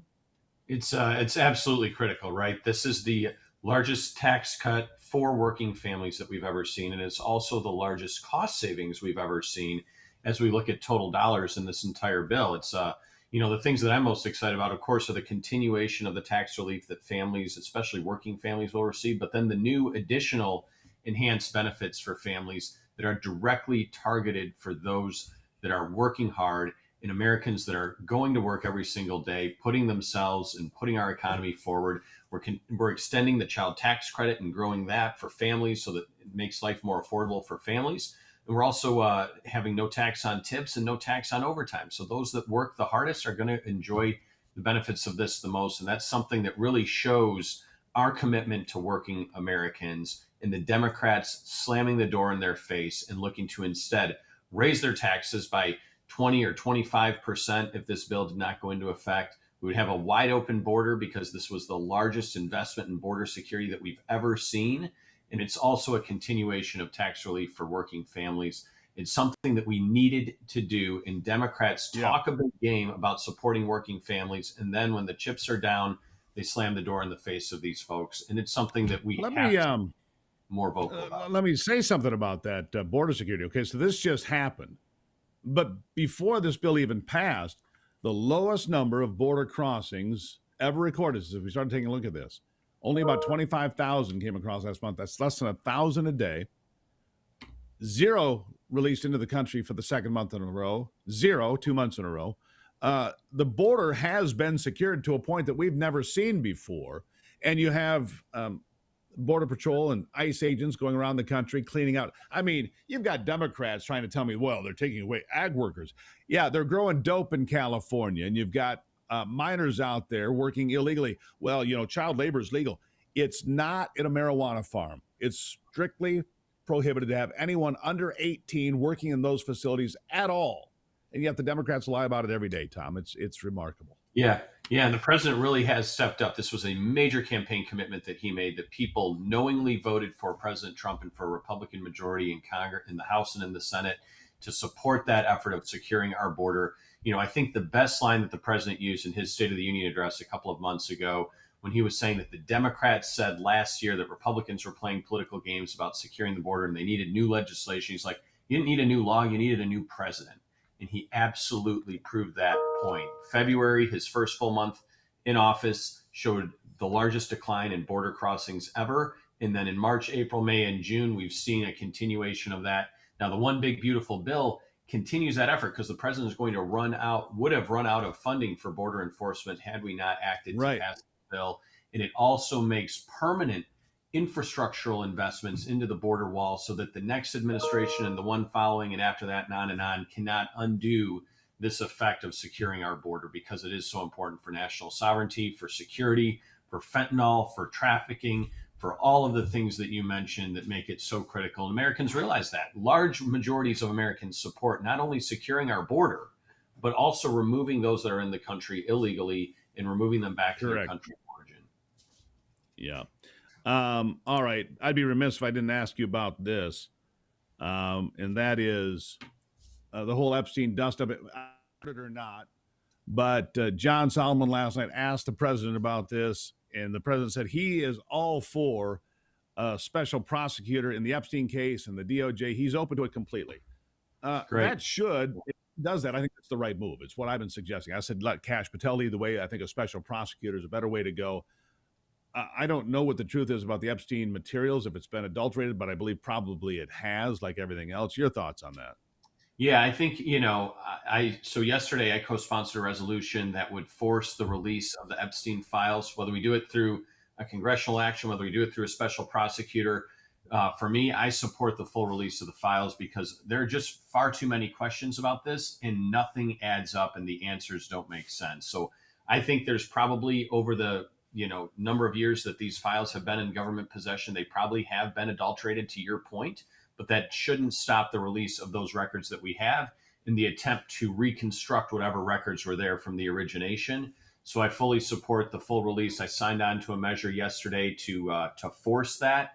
And whether we do it through a congressional action, whether the department does it on their own, or whether we have a special prosecutor appointed, whatever effectively gets to the release of information so that Americans can be assured that what we know has been presented for us to make our own determinations, is what's important.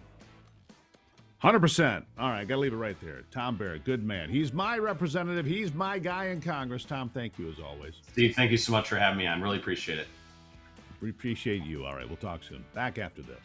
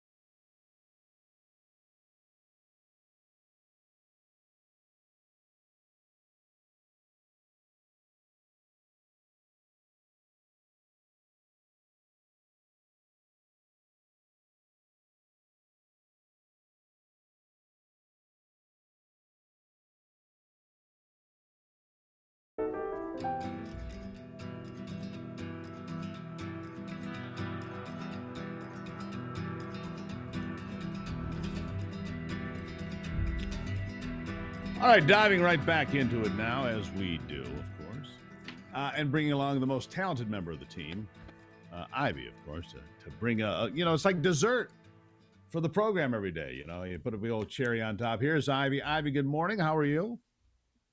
I'm great, Steve. Thank you. I'm wonderful. Good. Glad to have you here. So we've had a couple of pretty good days. We're kind of taking half days, spending a little bit of time on the lake. It's been terrific.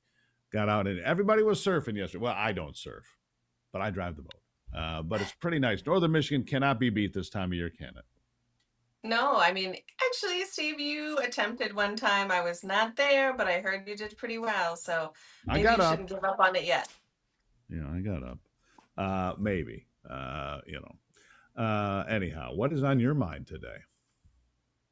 Oftentimes I'm browsing X and there are just some things that I hear that shock me of how absolutely stupid sometimes people are, or ridiculous, the dumbest things I've heard all week. Let's start this early. Nathan, let's play that bite. Now you can respond. Women cannot be racist to white women. Oh, sorry? That makes no sense. Sorry?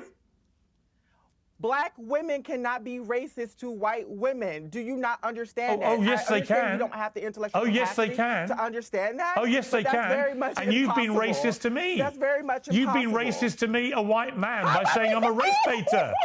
Yeah.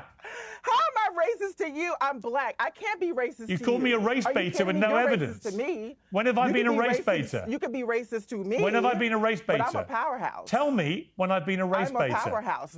Well, you may be a powerhouse. Something. You may be a powerhouse. You may be I think we get the point there, but wow. What? Yeah, I just saw that too. I actually put it in queue for tomorrow for Free for All Friday because it was so outrageous. She really believes that.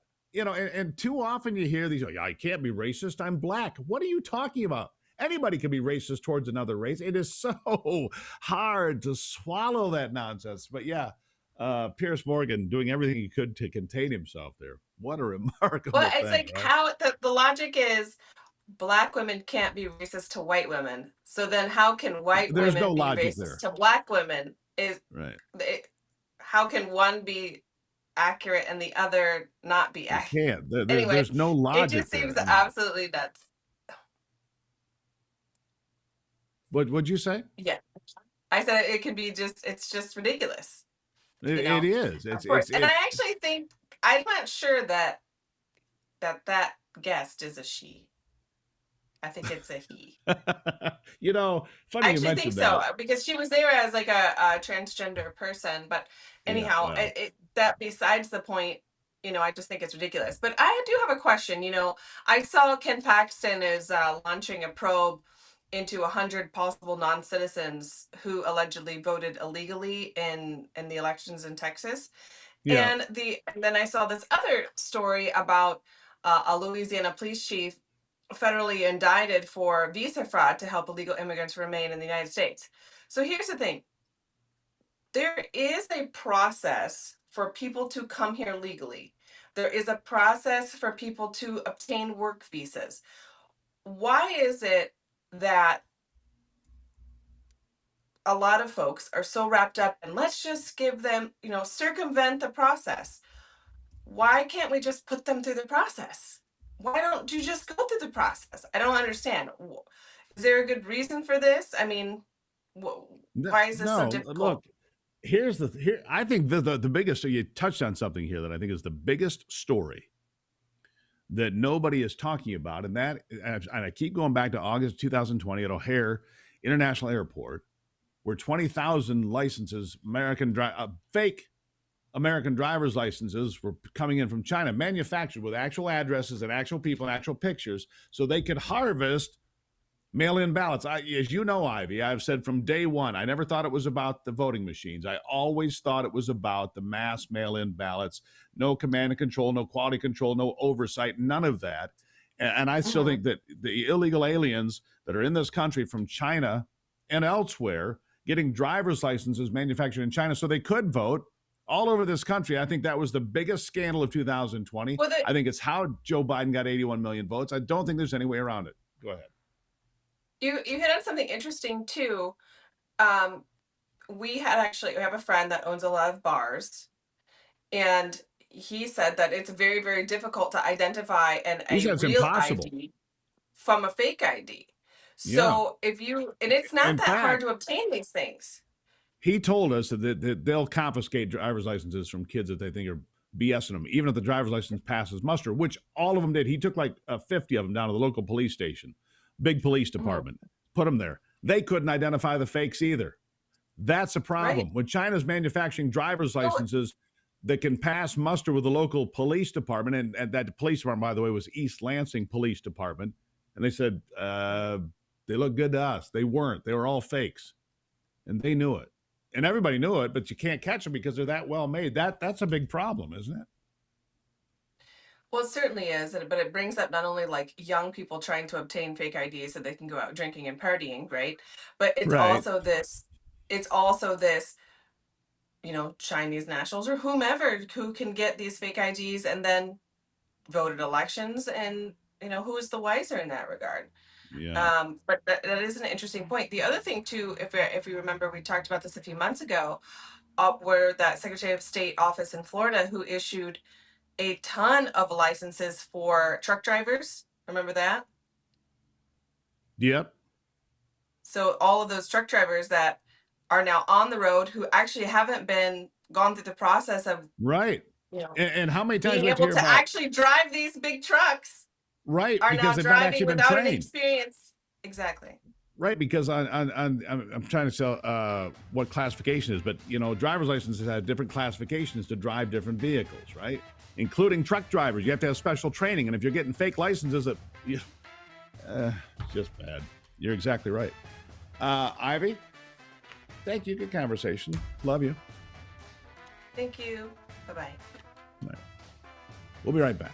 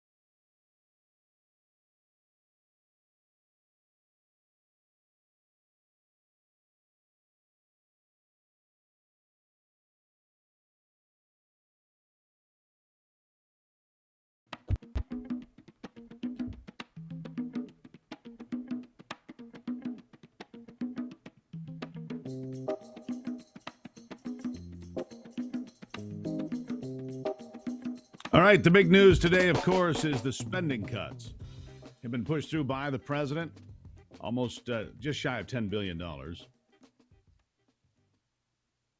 And that's big news overnight. Happened at 2:30 this morning. Let's see. Also just in, New York socialist mayor, communist candidate Zoran Mamdani, Zoran the moron, is facing heat where he explains how he was able to take time off from work because he knew his parents would support him financially. I worked until January, then I took a time away from my job, and one of the major reasons I could was because I knew that if I ran out of my savings, my family would be able to support me. So he's just like mommy and daddy, like any good communist. He's mooching off somebody else. Like any good communist, he's mooching off from somebody else. One thing my parents told me, if you aren't working, and you don't have money, we cannot and will not support you. Yep.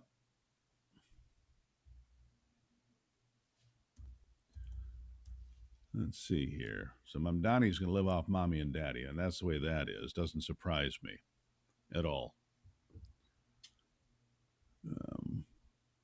See what else is happening in the headlines just before I let you go today. We got that. We've got Senate Republicans. Some of them say that there's a judicial nominee that needs to be rejected. A congressman slammed by doing a TikTok performance videos while going to work. We've got Joe Rogan revealing what changed his mind about interviewing Donald Trump. You can find all of this.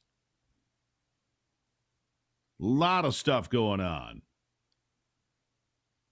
Yeah. And the train in California has been canceled permanently. You've got that happening.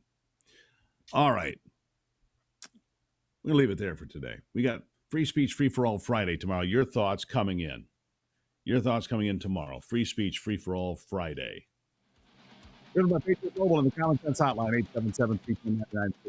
Write that down now so you have it. Fight the good fight. Keep the faith. And God bless America. I'm Steve Gruber. It is the Steve Gruber Show. And remember, only you can save America.